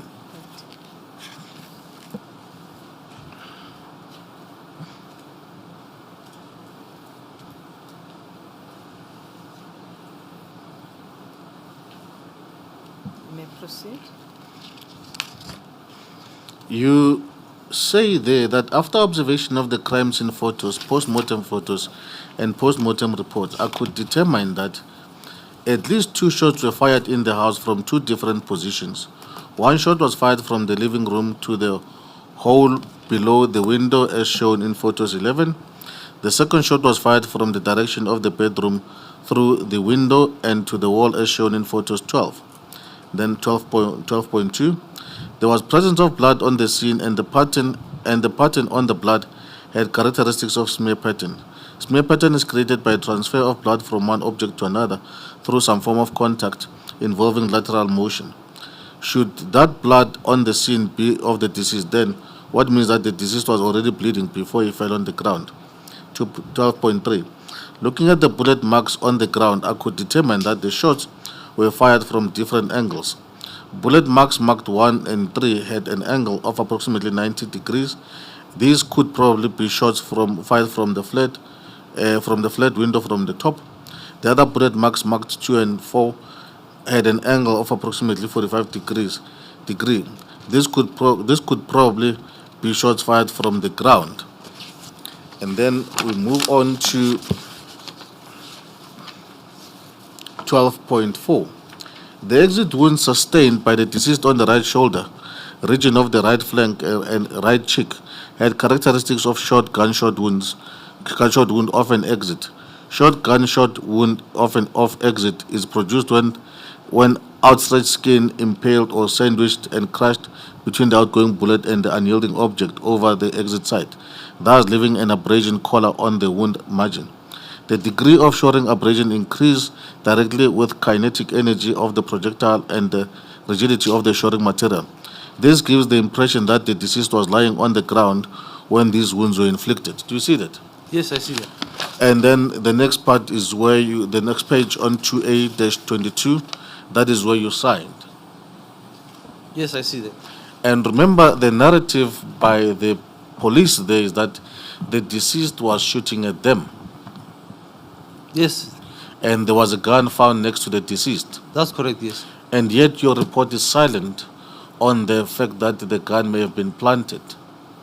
Why you have not mentioned you're not saying anything about the deceased not having been in possession of a gun or not in your report? Of the deceased being in possession of a gun or not. Or having fired at the police. Chair, as I said, if we do reconstruction, we do a crime scene examination, we look at possible bullet damages, possible bullet marks. There were 2 possible bullet damages in the room. And that's where Warrant Officer Mostert agreed that he fired shots towards the suspect. And there's no way where other possible bullet holes or damages were found inside the house. Yeah, but they're not referring to them. But you're not saying in your report that the version by Mostert that he was fired at is incorrect. Where was fired? That he was shot at. He was shot at by the deceased. Right, Chair, as I said, if there's other bullet damages, I would mention that there were other bullet damages to that direction if they are visible on the photos. But if he's saying that the deceased was shooting at him and then he shot back, he's agreeing that he shot at the direction of the deceased. So the bullet damage which are there are to the direction of the deceased, where Warrant Officer Mostert is alleging that he was shooting to. But there's no other possible bullet damages that could be found on the scene. And mentioning that the firearm was there and the shots were fired from, I cannot mention it because there's no evidence that proves that that firearm was discharged in that room. So you have referred us to 2A-19 and you read through the entire paragraph 12. Yes.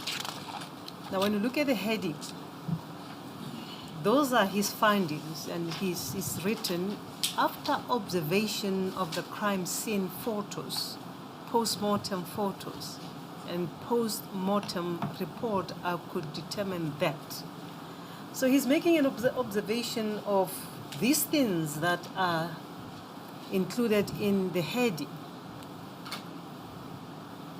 Now, your question seemed to suggest that he should have mentioned that aspect relating to whether the deceased was armed or not, or whether his firearm was found. I don't understand. Yes, Madam Chair, because he does not mention it in his report, but in his statement, he then deals with it. Yes, but I'm taking you to look at the heading that I've drawn your attention to. That addresses the contents of the entire paragraph 12. He's making observations in relation to those aspects, the crime scene photos, post-mortem photos, and post-mortem reports.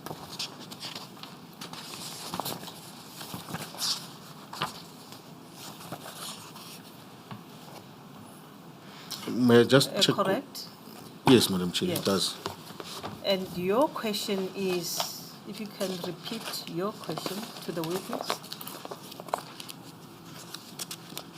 The question is, Lieutenant Colonel, in your report, you do not address the question or the version that is proffered by Mostert that he was shot at, including the version of his colleagues that the deceased, whilst on the ground, fired shots towards Mostert.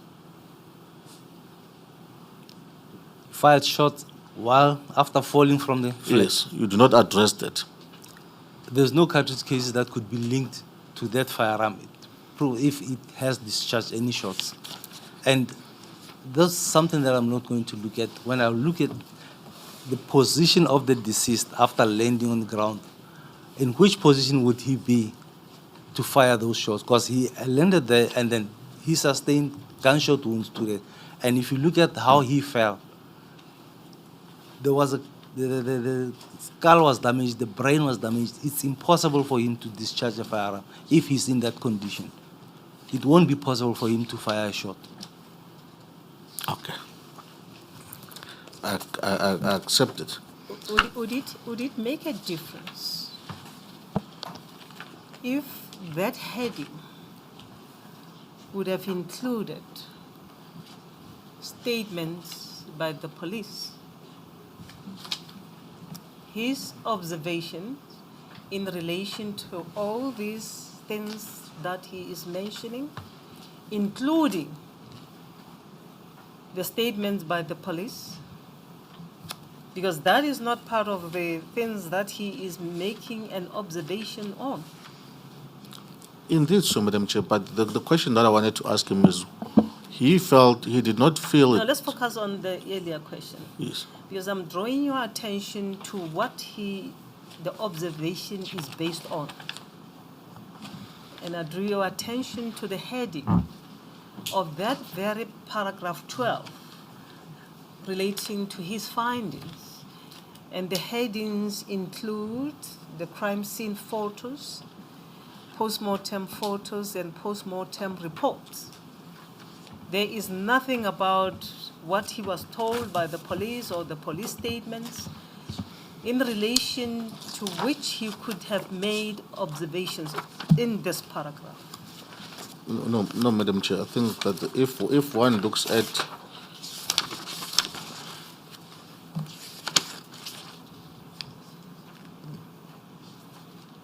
okay, now I accept it, Madam Chair, because I thought it's one of those where you would have had the statements by the police, but in this case, he does not tell us that he had received the statements of the police. Yes, because he's addressing the findings now, at paragraph 12 that you read to us. The entire paragraph 12 is in relation to his findings on those issues that are included in the heading. Nothing more, nothing less. Yes. The main question, Madam Chair, I just wanted to find in his report, which would have been presented as evidence in court. He does not deal with those issues such as the version of the police, etc., and also the question of the gun being planted there. But in his statement before this panel, he addresses that. So this is what I wanted to clarify from him, to say, what is the one, why did he not deal with it in his report? And That's the question you must ask him. That's why I took you to paragraph 12, that you read to us, the entire paragraph 12.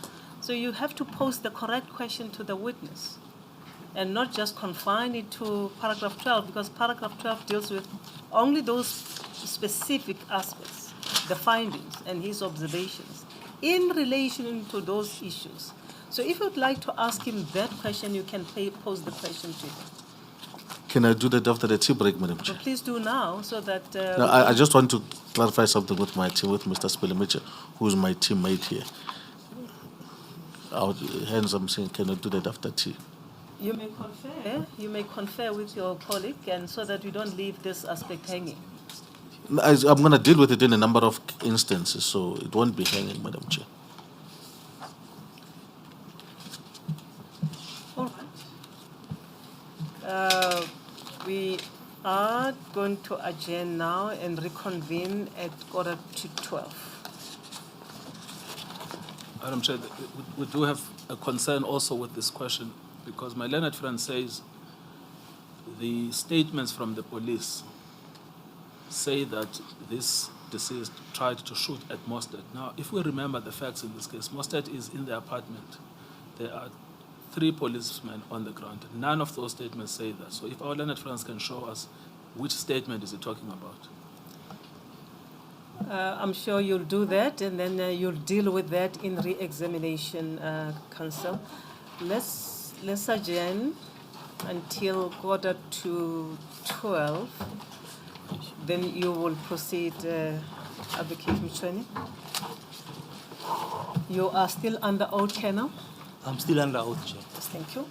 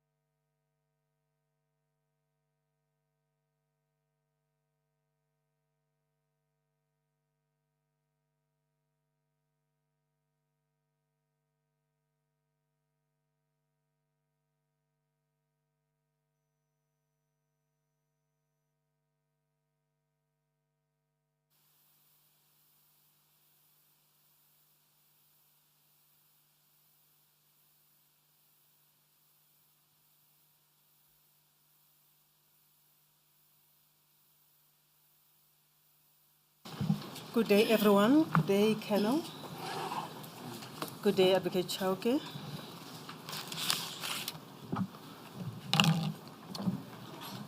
You continue to be under oath, Colonel. Yes, Chair, I'm still under oath. Thank you. You may proceed, Advocate Mchweni. Lieutenant Colonel, just to correct one thing, I had said to you that in Berea, the deceased had fired shots at Inspector Mostert. I think that was incorrect. In fact, let me just, so that you've got a clearer picture. Madam Chair, that would be just the statement by Mostert at BR 0073.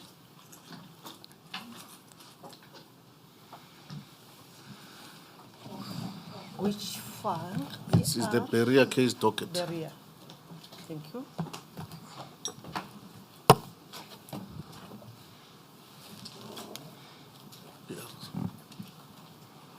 What page? 0073.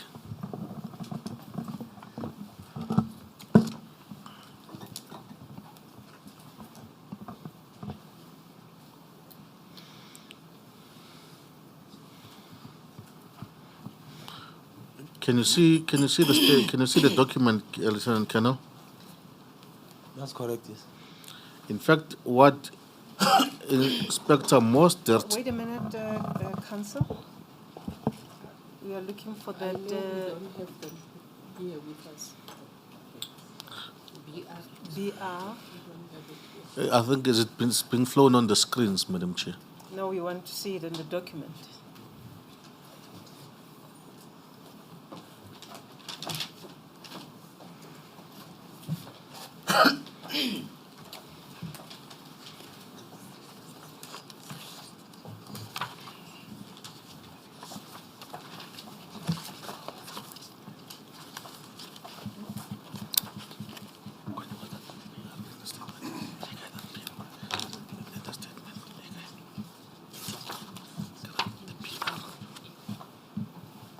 What page?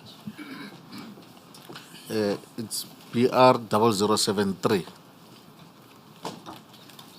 It will be helpful if you're going to use the dockets to alert us because some of our documents are not here, they are elsewhere. Thank you, Madam Chair. And page 0073. 00.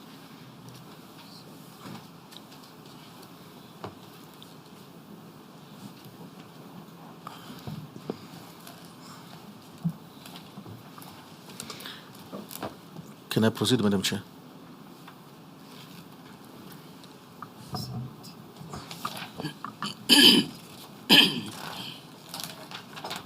Yes, sir. Lieutenant Colonel Mangena, I'll just go straight to paragraph 4 of the statement by Mostert, which starts with at 2240. Do you see that? Yes. And he says, at 2240, Captain Eva, Inspector Nell, Constable Naidu, and I entered the building. The other members safeguarded the ground area. We proceeded to the third floor to flat number 32. On our arrival, as I noticed the security gate in front of the door. Due to the fact that the suspects could be armed, the security gate was forced open by means of a crowbar. Once this was done, the door was kicked by Inspector Nell. I immediately entered the flat armed with my pistol, a 9mm parabellum with serial number. He gives it to us. As I entered, I was confronted by the suspect, Tabo.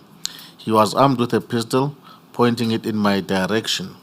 And then he says, I have fired 3 shots in his direction. Do you see that? Yes, I see it.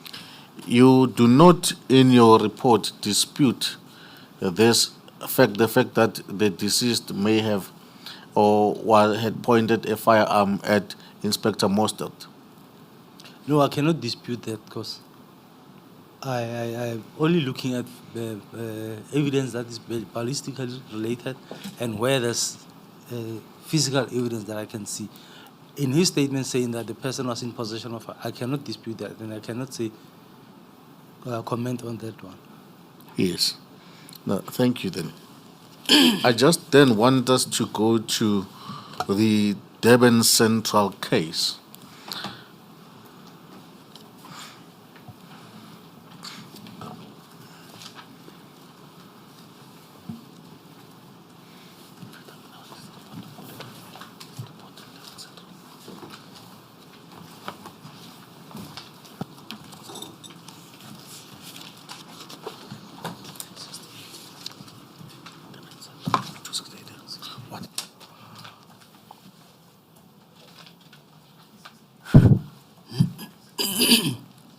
It's 2A, I think your report there.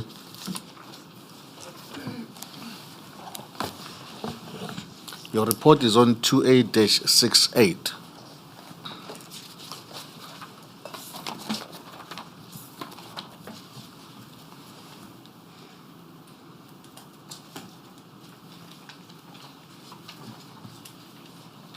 Are I have it, Chair. I urge your report. Yes, I have the report here. Yes. And if you go to 2A70,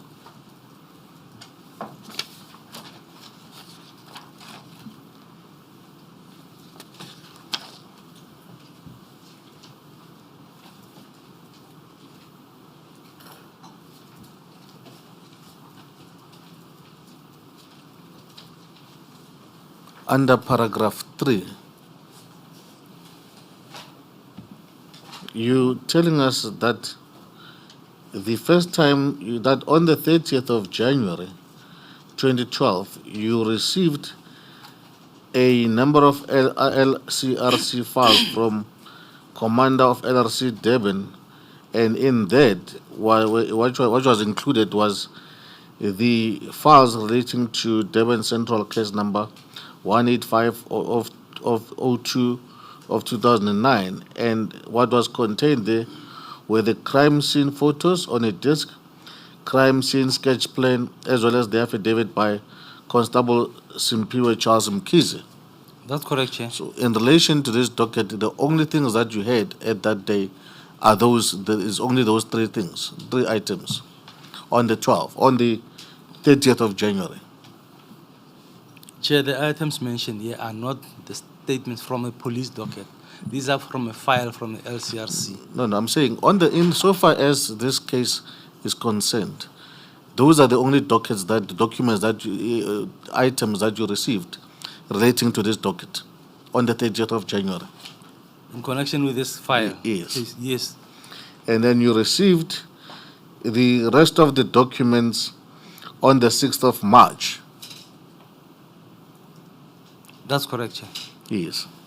And this was the case that related to Mr. Mkhize, Bonga Mkhize.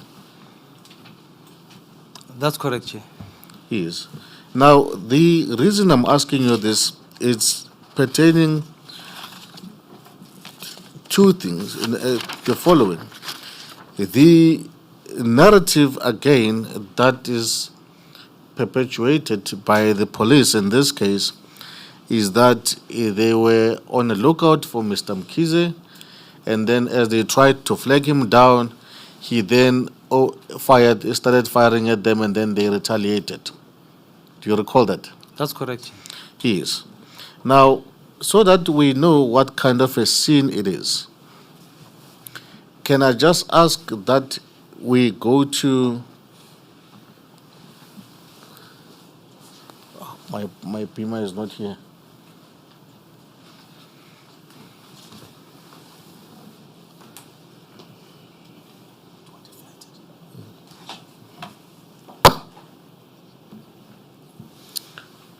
To the actual docket itself, that would, Madam Chair, that would be DC quadruple 024.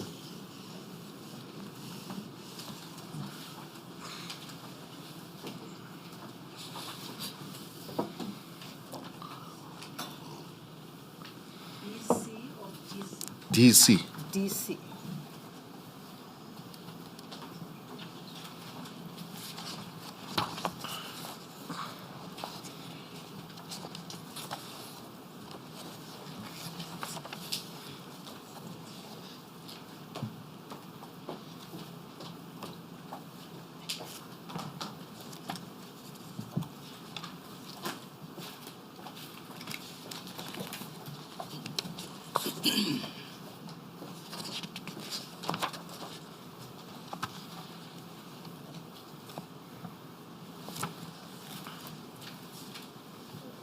Quadruple 024.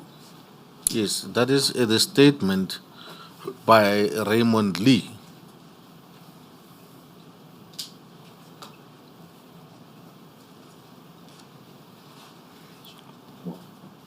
Constable Lee. Yes, Constable Lee. Yes.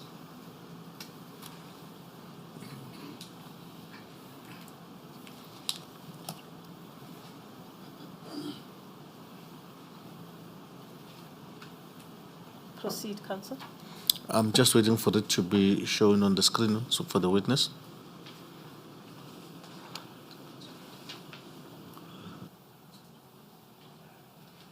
the witness have a copy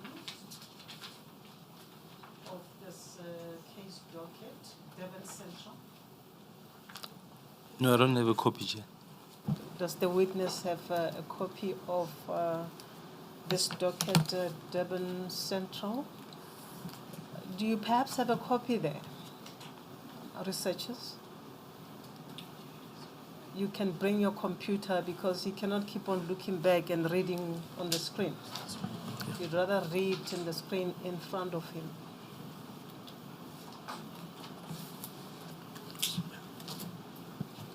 Oops.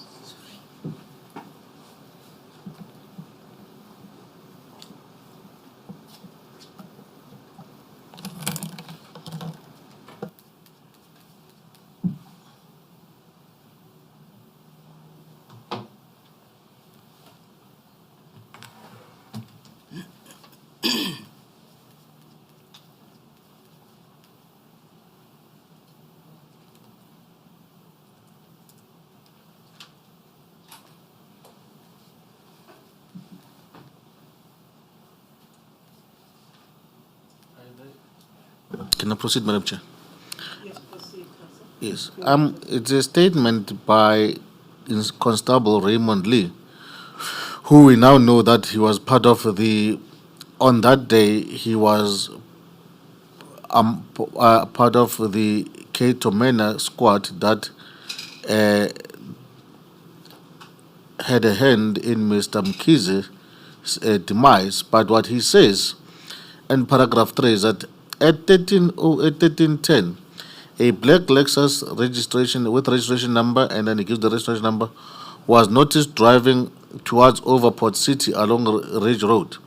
Inspector Stolz and I immediately began following the black Lexus along Ridge Road over the intersection of Ridge and Sparks Roads towards N3. The vehicle movements were conveyed to other members via the radio. The Lexus then turned right into McCord Drive and began to accelerate it to a high speed. I continued to follow the vehicle as it continued at high speed along McCord Drive and right into Highview Road back towards Sparks Road. The Lexus continued to drive at high speed and went on to right-hand side of the road at the intersection of Highview and Sparks to get around several cars waiting on the intersection. I followed the Lexus left into Sparks Road down towards Brickfield Road. In Sparks Road, I managed to pull along the right side of the Lexus whose driver's window was down. Mark the word important, down. Inspector Stolz produced his appointment certificate and shouted him to pull over, as were police. The driver, who was now identified as Bongani Mkhize, proceeded to produce a pistol and pointing it at us. I immediately hit the brakes and pulled in behind the Lexus. The Lexus began to accelerate, going onto right-hand side of the road, going contra flow through the intersection of Sparks and Brickfield, running to Brickfield Road. I was still following the Lexus again, driving at high speed through the traffic. The car then turned right into Roslyn Road, continuing along Roslyn Road before turning left into Pastoral Road. The car then turned left into Claydon, heading past Claydon Road School and down towards Brickfield Road. During all suspects did not slow down. The chase then continued left into Brickfield Road, where the driver ignored red robots, climbed pavements to try and get away from us. The suspect then turned right into Mngeni Road and to ignore the red robots, headed towards town, weaving through traffic. Along Mngeni Road and under the Connaught Road Bridge, the traffic cleared and it was decided to stop the Lexus by shooting out the tires. Shots were then fired towards the vehicle. The vehicle then slowed in Mngeni Road close to BP, and the vehicle contained technical intervention unit members pulled alongside the Lexus and more shots were fired. Do you see that? Yes, I see that, Chair. I'm asking this in the context that in your report, you mentioned that when one looks at the photographs, in particular photo 5, at 28-74.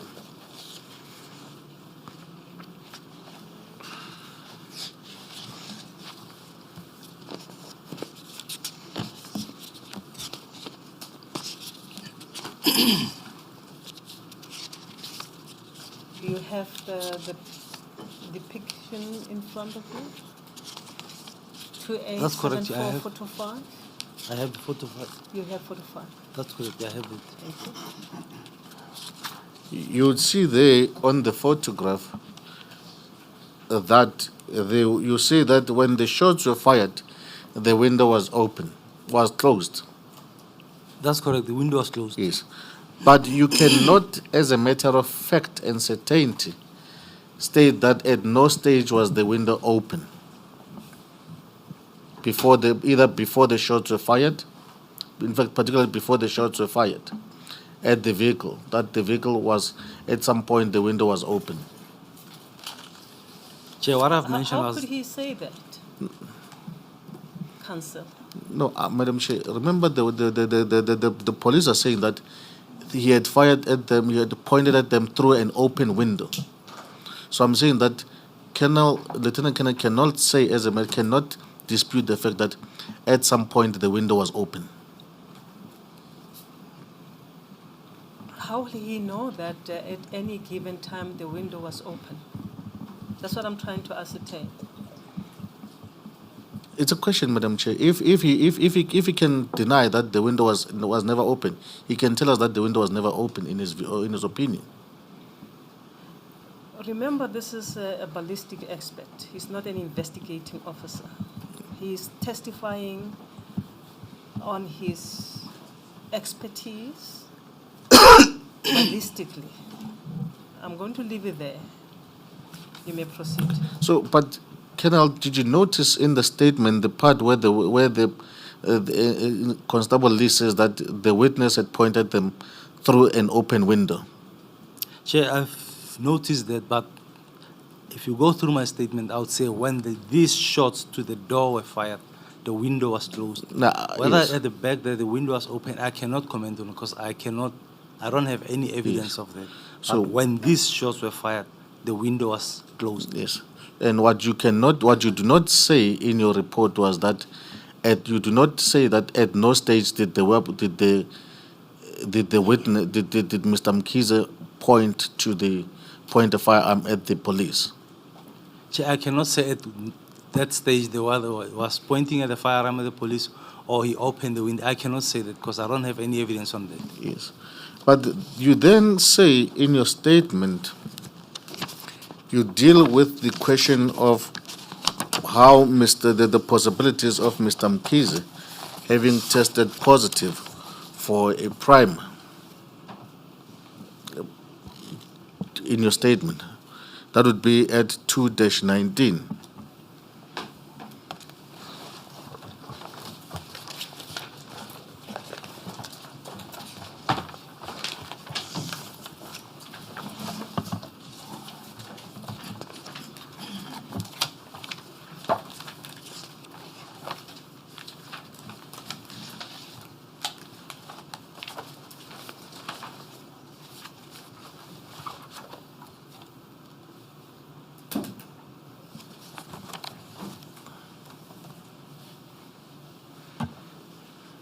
And you gave an explanation that you said there are 4 circumstances under which one may test positive for a primer residue, and you list them at paragraph 66. Sorry to to interrupt you, but if we can try when we put a proposition to a witness to put it in its proper context.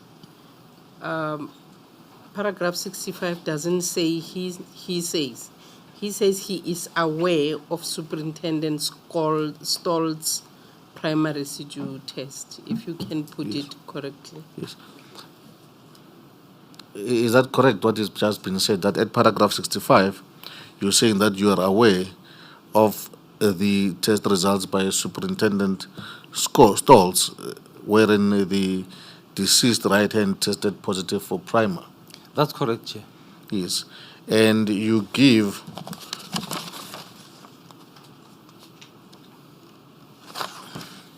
four instances under which a person may test positive for a primary residue. That is correct, Chair. And you say one, it's either when the person had discharged a firearm. Two, if the person is within 2 square meters of a firearm when it was discharged. 3, the person was in close proximity to a discharged firearm.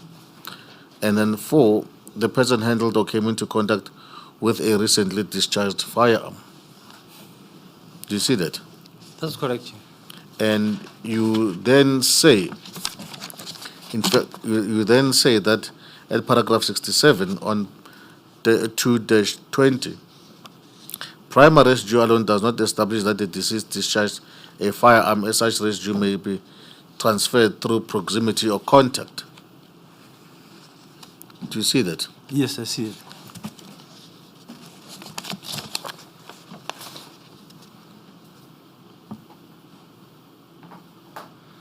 Now, in this case, you would have noticed from the Inspector Constable Lee's statement that, in fact, the scene when the shots were fired, it was a moving scene. When the shots were fired, according to his statement, when they were following the vehicle, that's what is alleged, that the driver shot at their vehicle. Yes, and although he goes on further to say, even after the vehicle had stopped, the other occupants of the tactical team got out and fired more shots. That's correct, Chair. But from your analysis of the photographs, could you tell the distance between having looked at the cartridges so that I'm fair to you?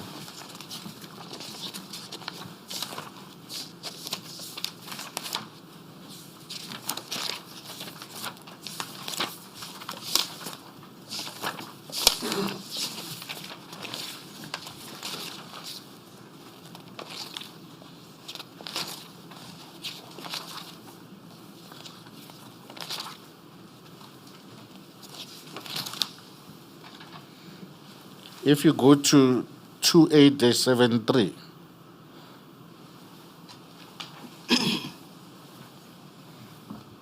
I'm on it, Chair. the yellow cones, would I be correct to say they represent the cartridges that were found at the scene? That's correct, Chair. Yes.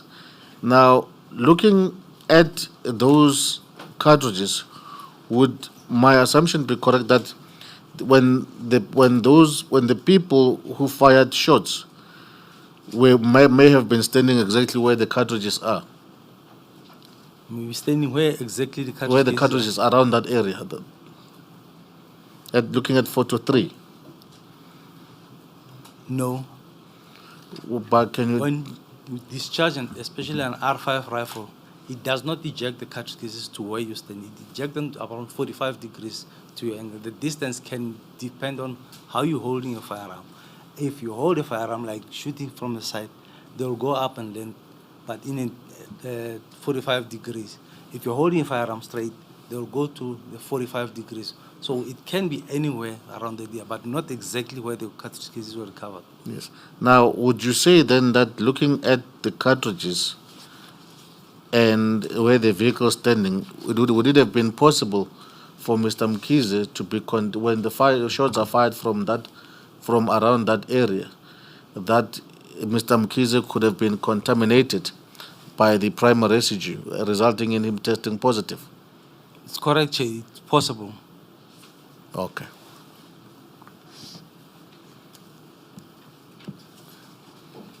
But what you also not dealing with and cannot dispute, what at least from your report, is the fact that Mr. Mkhize may have been in possession of a firearm. Chair, there's a firearm recovered in Mr. Mkhize's firearm. I cannot say he was in possession of that firearm or the firearm came after the incident. I cannot say that. But the firearm was recovered in his car. Thank you. Now, I then want us to go and deal with Melmoth. You go to Melmoth Council. You referred us to photo 5 earlier on at 2A74. That was after you read the statement of Officer Lee, Yes, Madam Chair. in relation to which you asked the witness to highlight the words whose driver's window was down. You remember? Yes, Madam Chair. Now, this is the version of Mr. Lee saying the driver's window was down, and the witness makes observations in relation to the windows of the vehicle. Look at what, maybe you can look at that photo 5 that you referred us to. You see the driver's window is shattered. Yes. Go to 2A-88 and read the observations that the witness is saying.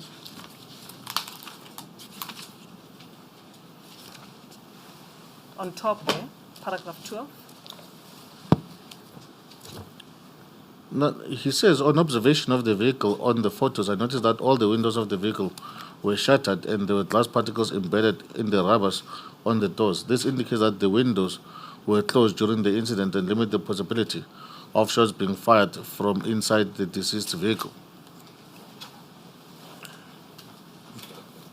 I'm not sure what point you really wanted to make in relation to the statement of Mr. Lee, where he said he must highlight that part of the statement. Now I'm taking you to this observation by the witness. Are you taking issues with this observation? No, Madam Chair, the point that we wanted to make was that whether can he dispute Inspector Lee's version that at some point that window was open. That was when, according to Inspector Lee, they were pointed with a firearm. We do not dispute that when the shots were fired, the windows were closed.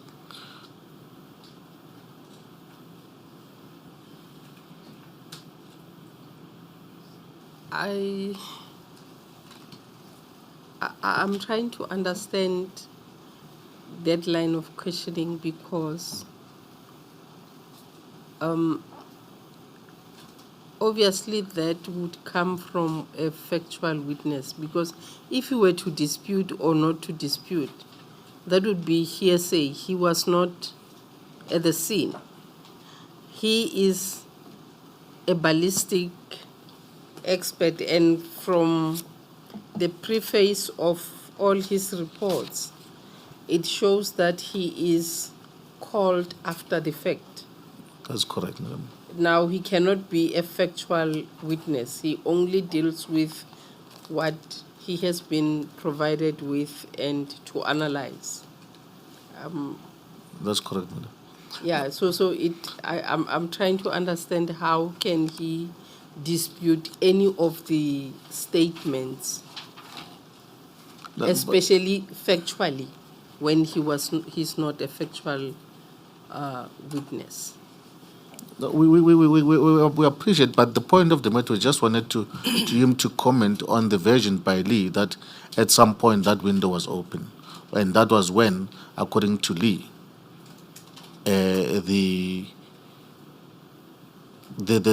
deceased had pointed a firearm. You would recall in Annex CM3, he said that part of the investigation indicated to look at the inconsistencies between the version that is provided by the police and as well as the version that is provided by the photographs. So it is against that backdrop that because he had to look at these inconsistencies according to him and make a report. I beg your pardon. Where does Mr. Lee says at one point the window was open? Mr. Lee tells them that when they flagged the vehicle, the window was open. That's when the deceased pointed them with a firearm. where does he say at one point the window was open? No, Madam Chair, if we go to Inspector Lee's statement, he says, the driver, who was now identified as Bongani Mkhize, proceeded to produce a pistol and pointed at us. In fact, I just want to look for the relevant part.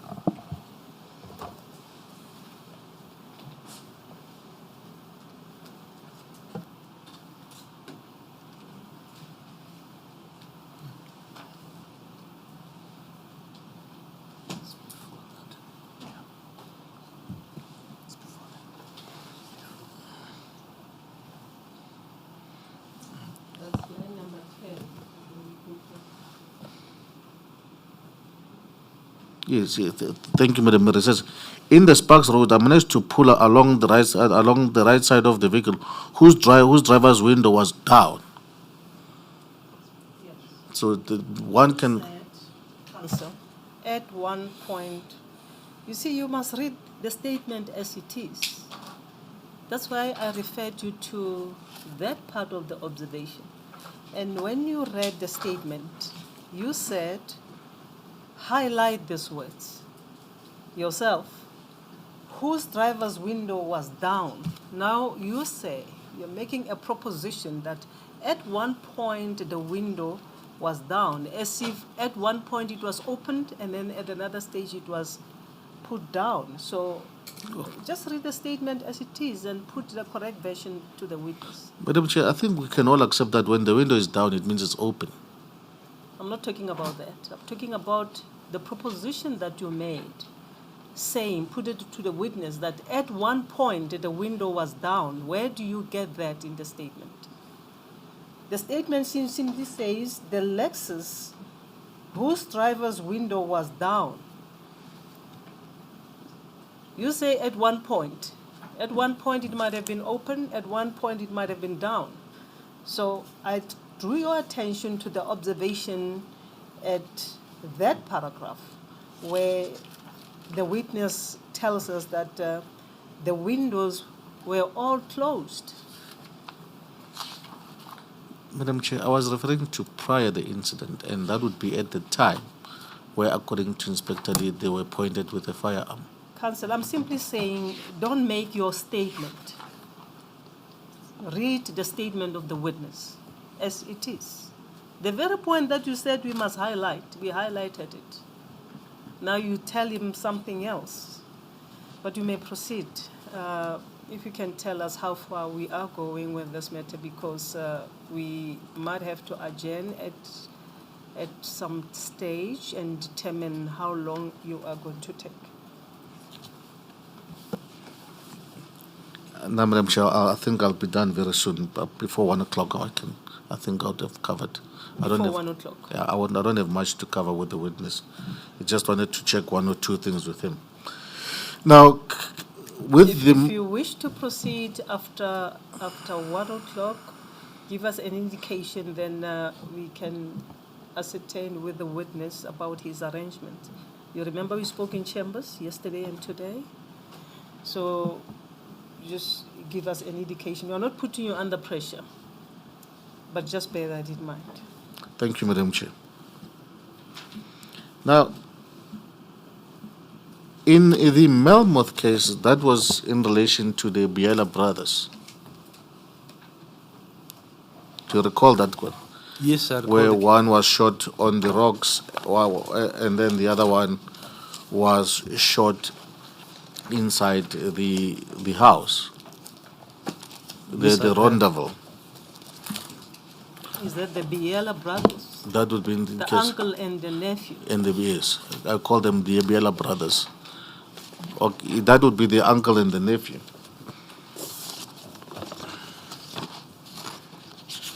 Now, but before I continue, there's just one thing that I just want to clarify with you.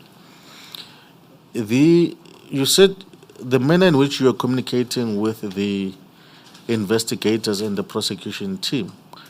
If you were to submit documents either to the prosecution team or to the investigators, to whom would you send them to? The report will be handed to the IO, the investigating officers. And the request would come, I take it the request would come through the IO. That's correct, Chair. Yes. And would it come through by way of an email or would it be a telephonic? Chair, in most of the instances, when I go to KZN, I wouldn't go there alone. I would go with the IOs. Now, most of the time when we were that side, I was with the IOs. So if I'm with them, I'll tell them the report is ready. You'll let me know when you need the report. And then I'll print it and I'll sign it and give it to them. So, now, because the thing is, I just want to clarify this signature thing. It's very important to me. What does the signature signify? The date and the date of it? The date will be the date that I signed it, and it will be handed to someone to. To the IO. That's correct. Would it be pursuant to a request from the IO that this report is being requested? The request will be for me to do the reconstruction, and while I'm done with it, I'll tell him it's ready. If you want it, they'll give it to you, because they've already submitted the request for me to reconstruct the incident. So I won't expect him to send me a letter for the report to be handed into him. Yes. So when you give it to him, that would be the day that you would have signed it? It would be the day that you sign, or it would be the days before I handed it to him. Okay. Now,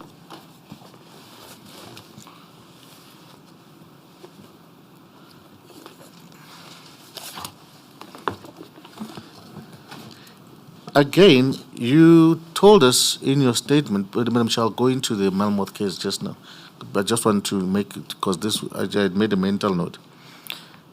The other dockets, you said you had done 23 reconstructions, 22, I think. Am I correct? I think it was 22 or 23. Yes, and only 10 made it into the indictment. Yes, I think only 10 or 12 of them will be in the indictment. Do you have any reason why, despite you having done your recommendations, did the prosecutors decide not to pursue those? Which ones? The other ones wherein you made the reconstructions? And then are not in the indictment? Yes. Probably the IOs were still busy with the investigations. So if they're not done with the investigation, they cannot put those dockets into the indictment. Now, did you, after you had made your reports, sit down and discuss them with the prosecutors? Which ones? The ones that were not... The ones that made it in the indictment? I can't recall, but there are dockets or reports which were cases where they requested reconstruction. I did that, but the indictments were out before you could complete with some of those cases. No, I'm talking about after you had given them, you had made your reports available. Did you at some point sit with the prosecutors and to discuss your reports? Chair, I cannot recall if I've said after that. But with the IOs, yes, I'll sit with them. Probably the IOs at some stage will sit with the prosecutors in my absence, because I'm not always with them. No, I was just talking about to you, having consulted with the IOs about your report. With the IOs, yes, I'll consult. No, sorry, man. I mean the prosecutors. I cannot recall, man. Okay.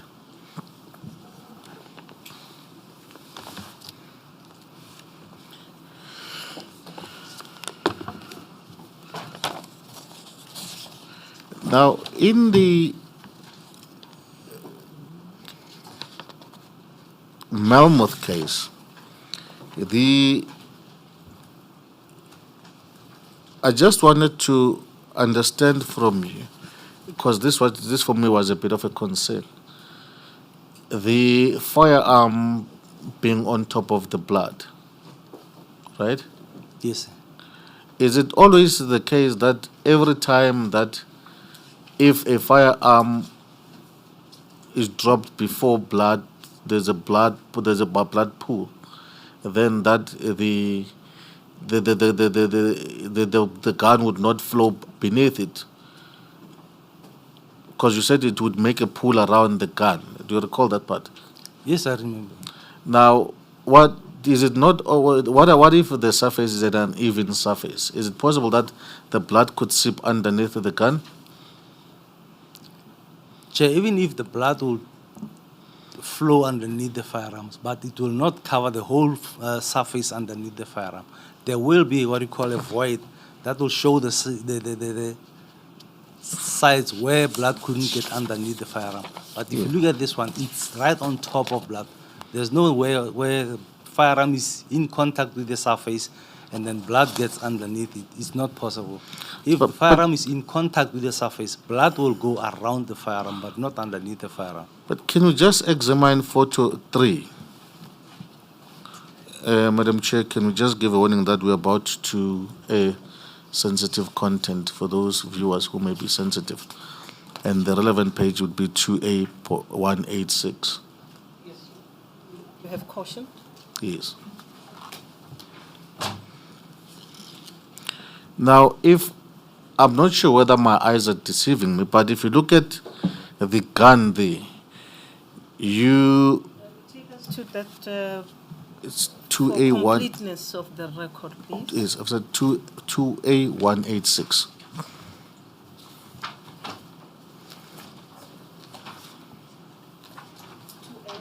A. 186. Photo 3.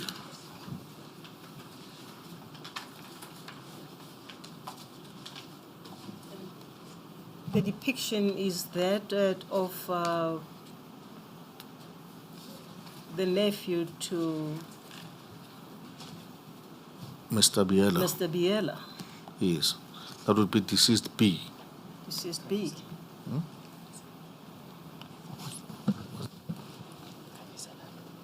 Oh, the name is, I'm reminded that we should honor them, but through their names, it's Kanyiselani. Kanyisani Biela. Thank you. Thank you, Councillor.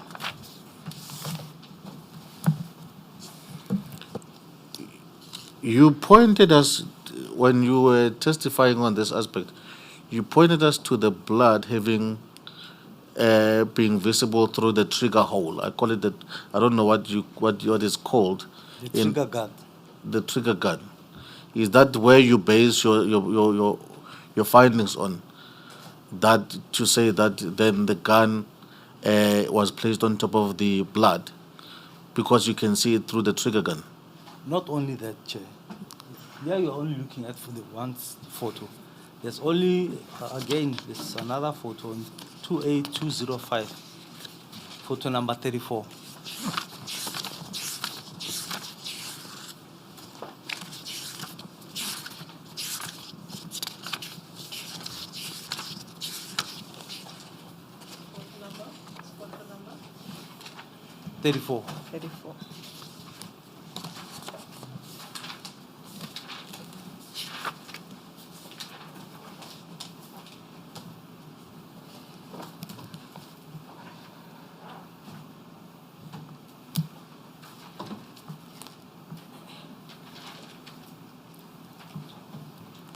Chair, even on this one, you can see the firearm is on top of blood. It's not, the blood does not come around the firearm, does not create what you call a void, but it's on top of it. Okay. Now, thank you, Mr. I just wanted to clarify that aspect. Madam Chair, can I just have a 5-minute so that I can just confer with Mr. Halley if or the NPA has got other things they would like me to clarify with the witness? But insofar as I'm concerned, I don't have much to take up with the witness. Yes, you propose a short break. Yes, so that I can just confer with the NPA if there are aspects that they would like me to clarify with the witness.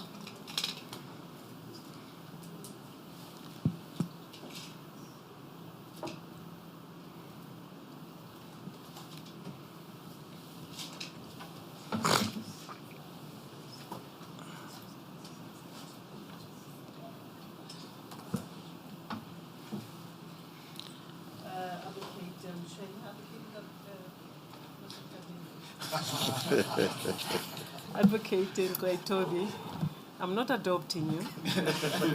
Yes, I would be adopted by the Zulus or the Tswanas. Council Advocate Mchweni requests for 5 minutes. We will afford you 10 minutes to confer with Advocate Hali. We will reconvene at 10 to 1. Will that suffice? That would suffice, Madam Chair. Thank you.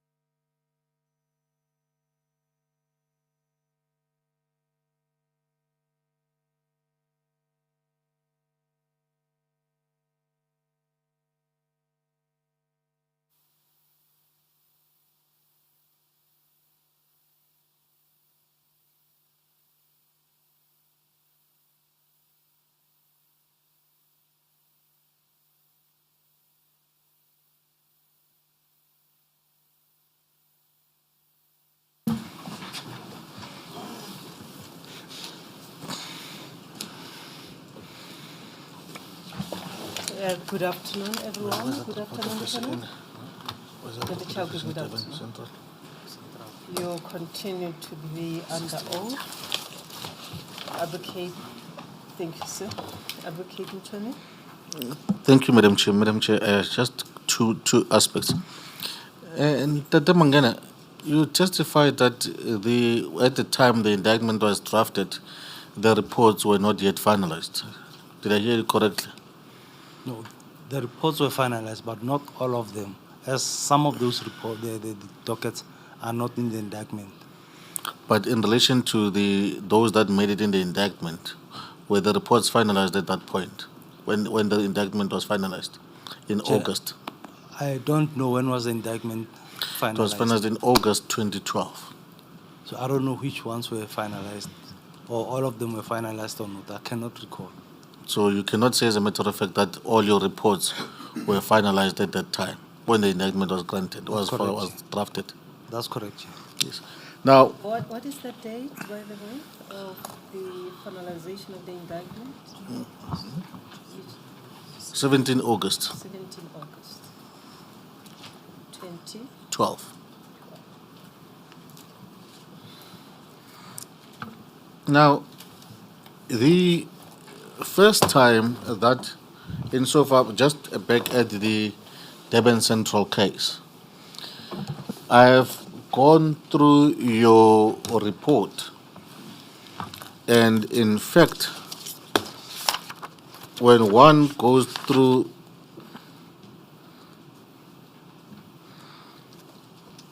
your report on the documents that you perused, and I'm on 2A 70.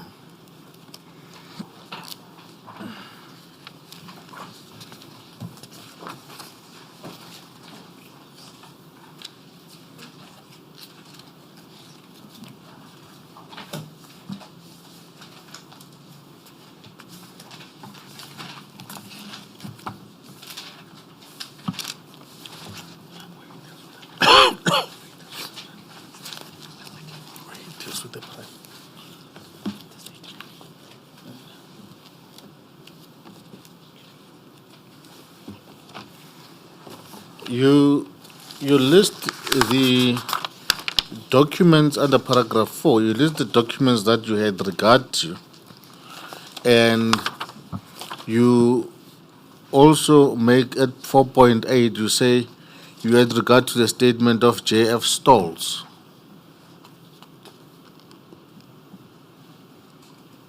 Do you see that? That's correct, Chair. Would it be the same Stolz that you referred to in paragraph 65 of your statement?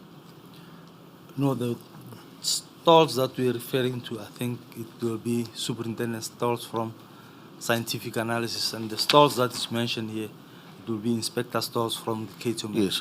So I take it that when you did your report, you did not, because you mention all the documents that you had regard to, and you do not mention Superintendent Stolz' report on the primary residue.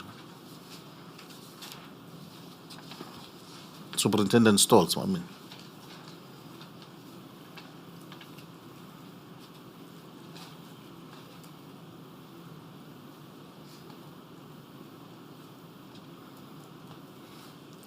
Chair, it might be that when I receive the dockets, Superintendent Stolz's statement might not have been in the docket. Maybe I received it later. I cannot recall. But if I have received it on the same day, I would have mentioned it also. Now, let's just look at the date of Superintendent Stolz's report. It is found under DC, that would be under Devon Central on page 193.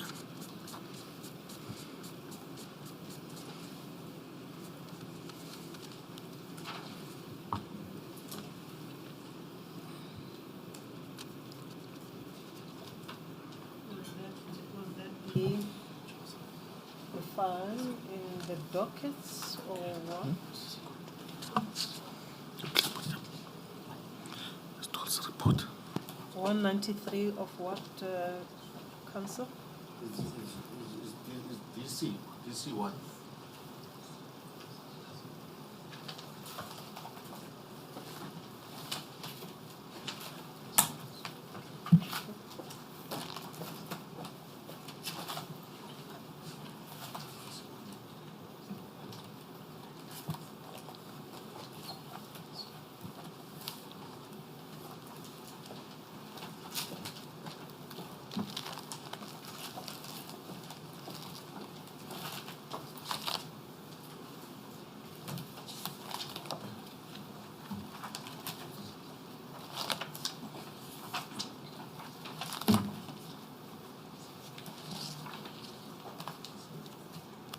Thank you, Council.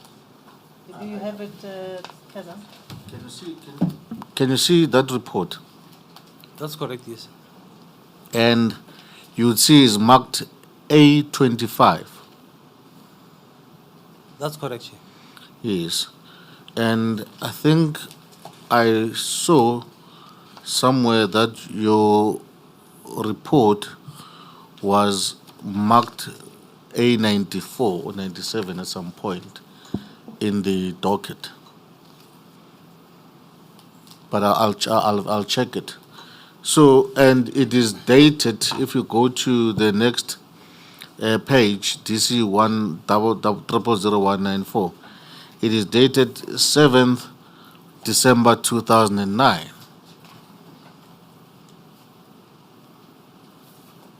Yes, I can see that, Chair. Yes, so in all probabilities, it must have been in the docket. It's possible, Chair. Yes. And when you were given the docket, it was not given to you because you do not refer to it. Chair, it does not mean because I didn't mention it that it means I didn't receive it or I didn't see it. I could have seen it maybe at a later stage after receiving those. You see that the point of the matter is the reason is nowhere in your report do you make mention of the Superintendent Stoll's report. Nowhere in your report do you ever even deal with the question of the primer, of Mr. Bomkize testing positive for primer. Now the question is, could it have been because you did not see the report? Chair, I think if when I compiled the report, I couldn't have seen the report, but that would not change my findings. No, I didn't ask whether it changed your findings or not. I'm saying, does the fact that you don't deal with it mean that you did not see it or it was not given to you? I can't recall when I received it. Possible, and I don't know. I can't remember. I can't recall. It's a long time ago when I received it. Whether when I compiled this, I had it, but the possibility is that I could have heard it or seen it before I complete compiling my report. But I've got a bit of a concern with your answers. In some instances, when you are asked to commit yourself, you cannot recall. There are a number of instances you cannot recall. One, you cannot recall whether you consulted with the prosecution team. You cannot recall when did you first make the reports available to the prosecution team. You cannot recall whether you were given the report or not. That's correct. It's 14 years back. Yes. I cannot recall all those things. Now, can we then, but yet you never, when Mr. Toby was asking you questions, you at no stage whatsoever told him that you cannot recall. I would ask him, I'll answer that I recall what is in my statement. What is not in my statement, I'll tell him I don't recall the date. I've got no further questions, Madam Chair. Before you leave the stage, I want to understand something.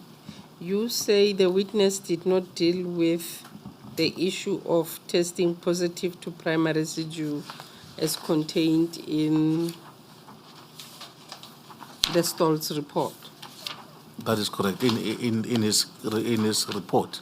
In his report. Yes. He only deals with it in his statement. He only deals with it in his statement. Yes. And you are saying, I want to understand your line of questioning. You are saying he did not mention the Stoll's report in the documents that he received. Yes. Because he mentions the documents that he had received and considered. He mentioned the documents that he received and considered. And I don't have any intention of giving an answer on behalf of the witness. But I want us to go to 2170. At paragraph 4. And I didn't ask for a picture. 21770, that's Colonel Mangena's report, volume 1. 2, that's Durban Central, the same case that we're dealing with. Yes. And I'd like us to read paragraph 4 in its context.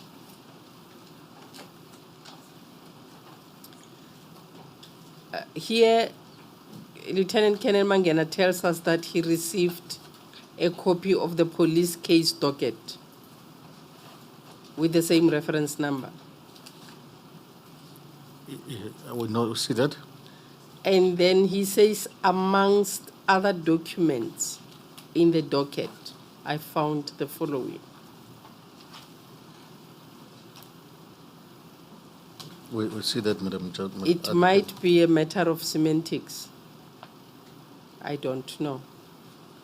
But I take your point that he doesn't remember other things, but I'm saying this might be a matter of semantics because he says amongst. You may proceed, Council. No, I'm finished, Madam Chair. Thank you. Are you finished?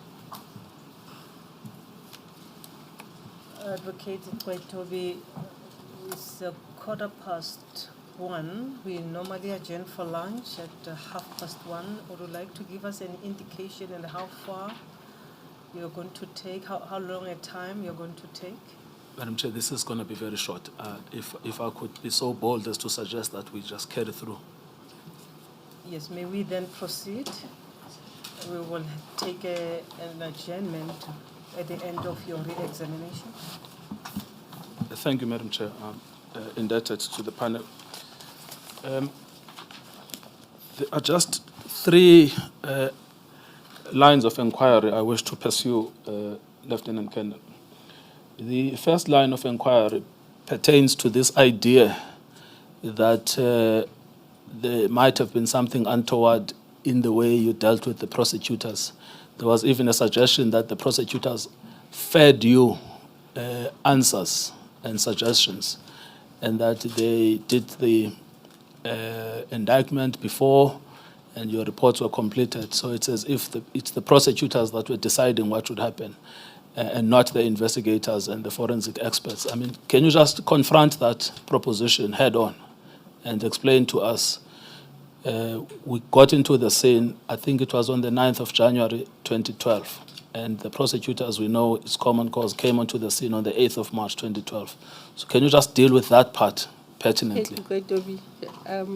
Is that the proposition put, or is that the insinuation put that the prosecutors fed or intended to feed?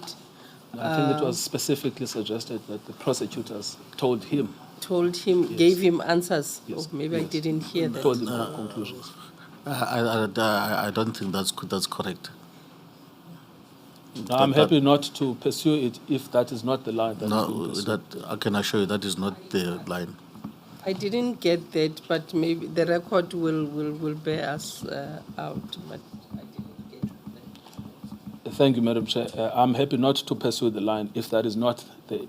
But I had understood, certainly with my juniors, that that was specifically suggested. But if it has not been suggested, we are not going to worry about it.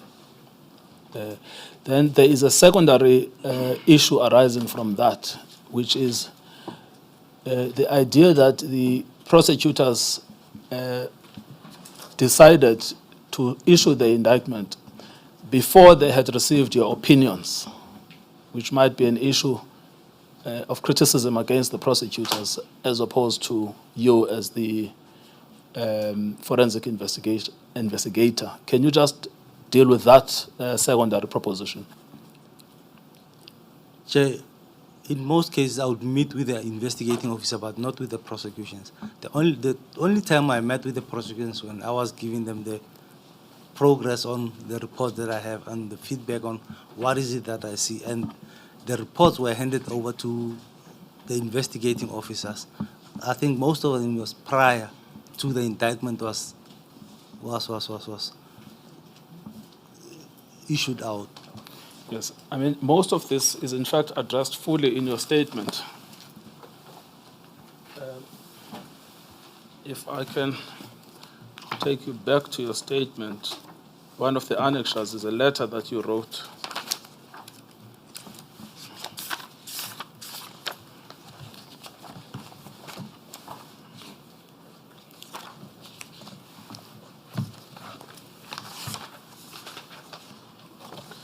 At page 2/107, it's annexure CM3.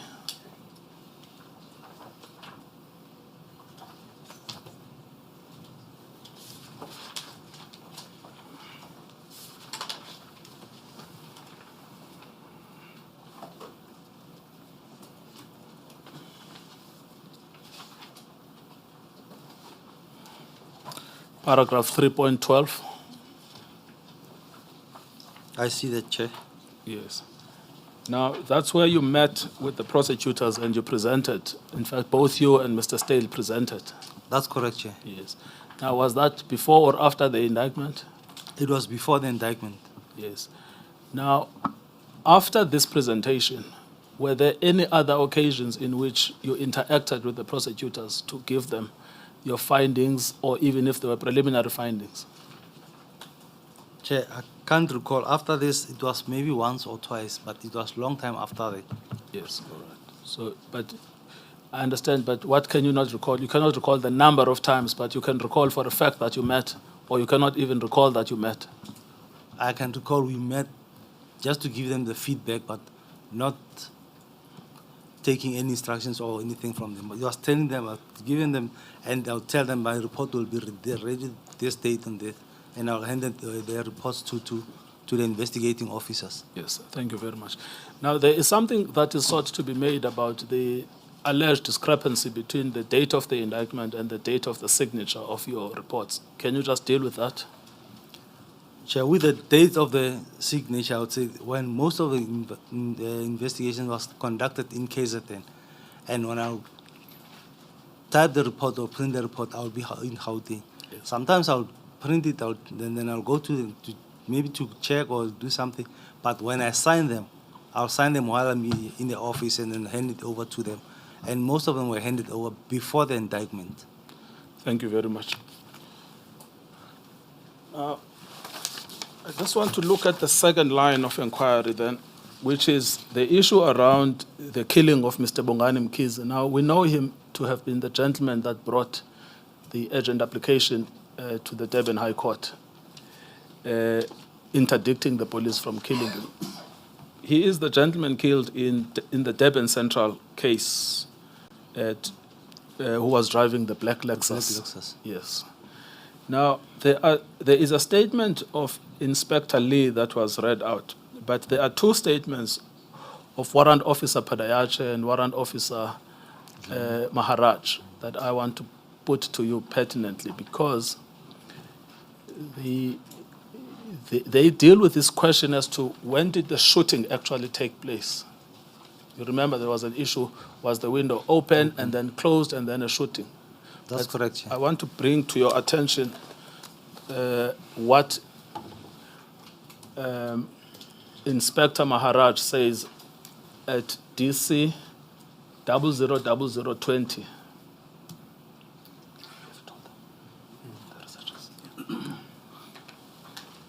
I'm told that the researchers have been advised. Yes, and particularly at paragraph 4 of the statement by Inspector Maharaj.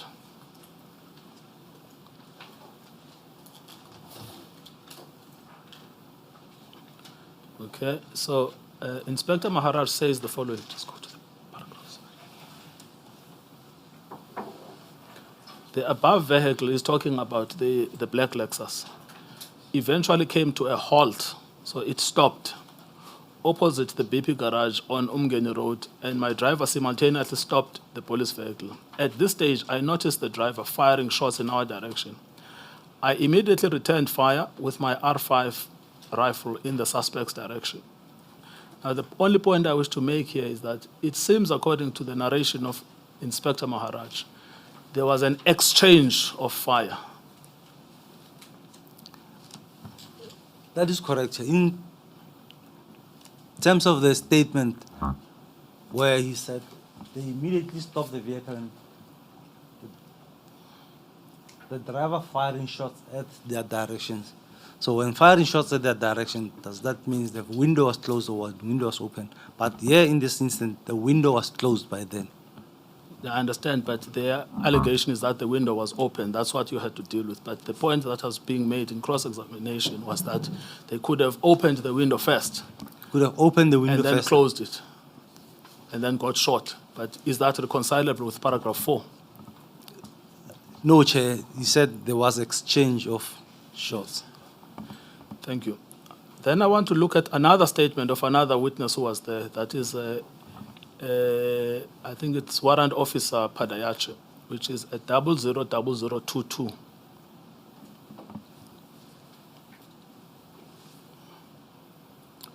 paragraph 4. Now he says, we continued east on Umgeni Road until passing under Kono Bridge when shots were fired at the tires of the Lexus by Inspector Stoltz. So they fired shots at the tires of the Lexus. So this has nothing to do with the shots that killed him. He then says the Lexus came to a stop. Both of them corroborate each other that the Lexus stopped. This idea that this was firing while the vehicle was in motion is not actually supported by the statements. And then it says, on Umgeni Road opposite the BP garage. He says, I stopped my vehicle on the right side of the Lexus and I noticed the driver firing shots at us. I returned fire with my 9mm Beretta pistol. Now again, second witness presents this as an exchange. He shoots at us, I shoot him back. So this idea that there was a point when the window was open, then it was closed, and then, well, it was open and then he shot, and then it was closed and then we shot. Is that reconcilable with paragraph 4? No change.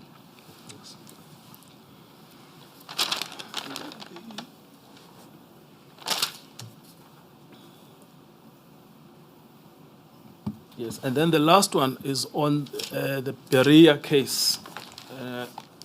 Now, I think that's Mr. Dlamini, who is shot in Berea. What I wanted to ask you is to look at your original statement at 2A21.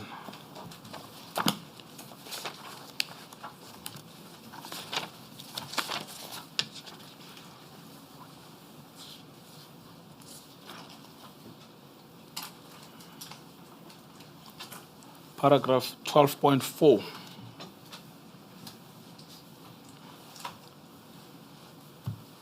And the last sentence. Now you'll recall this is the gentleman that is either thrown out of a window or, according to Inspector Mostert, jumps out of the window. That's correct. But he sustains injuries on impact. That's correct, Chair. But the important thing about your statement is the last sentence there. What do you say there? But on the last sentence of the statement, I said, this gives the impression that the deceased was lying down on the ground when these wounds were inflicted. Now, remember, that's the whole point, is that he's on the ground, he's lying, and then they shoot him there. That's correct, Chair. Yes. So how does the issue of possibly that he had a firearm inside the room, how does that become relevant to this conclusion? Chair, of having the firearm inside the room or the apartment, and yeah, it's irrelevant. Yes. Thank you, Madam Chair.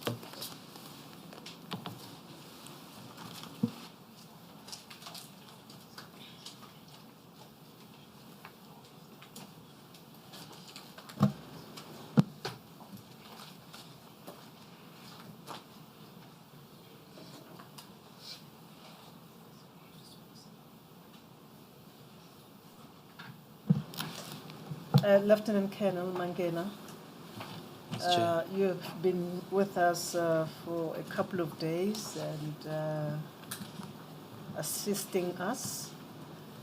We are deeply thankful that you made time to come to testify. And I think we thank you on behalf of everybody. The nature of this investigation is to gather the truth, and your coming assists in that regard. Thank you very much for having made time to come to testify. Thank you, Chair. You are excused. Thank you, Chair. Can I take off my shoes now?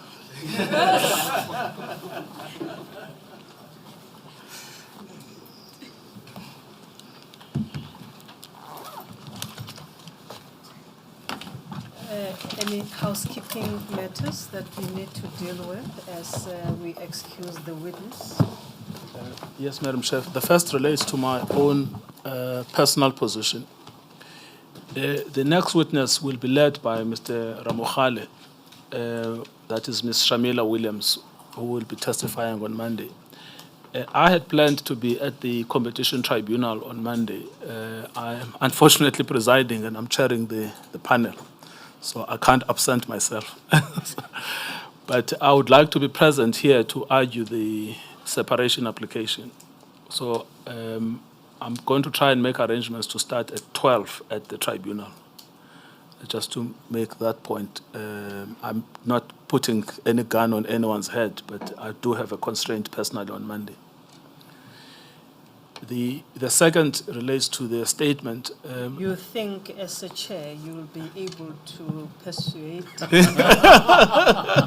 all and sundry to start at 12 o'clock? Yes, I think I can prevail on everyone. Yes, thank you. We would welcome someone proceeding on Monday, Advocate Ramokhale. As we mentioned in chambers to all of you, and Advocate Hali, we propose that you argue the application in the morning between 9 o'clock and 11:15. Thereafter, we will then proceed with the witness.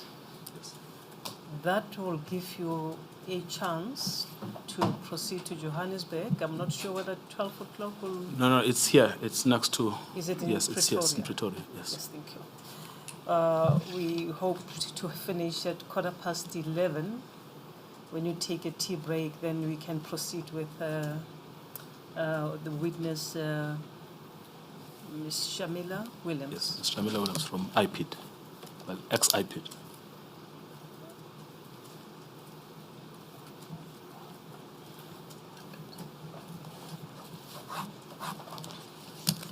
Advocate Halley, that will be in order with you?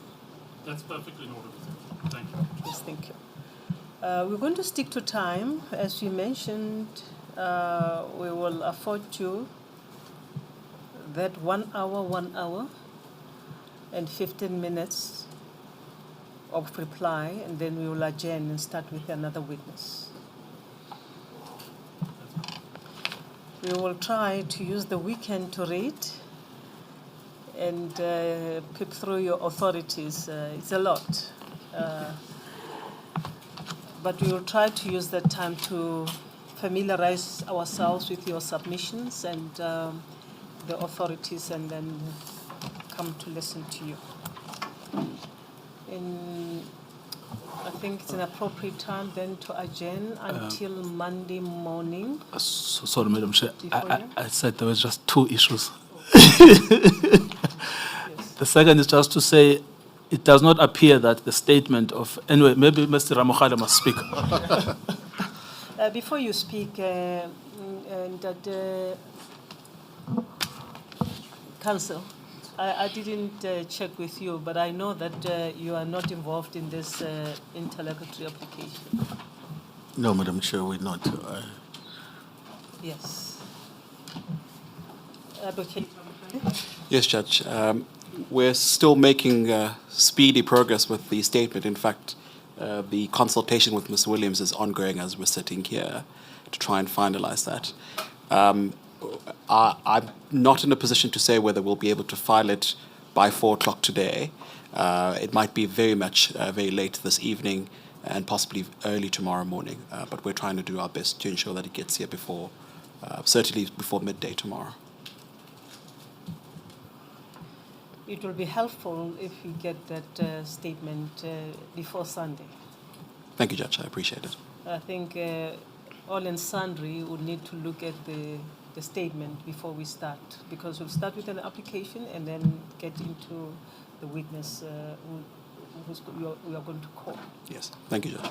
If you don't have such statements, it takes a long time, because we would not have read and engaged the witness properly.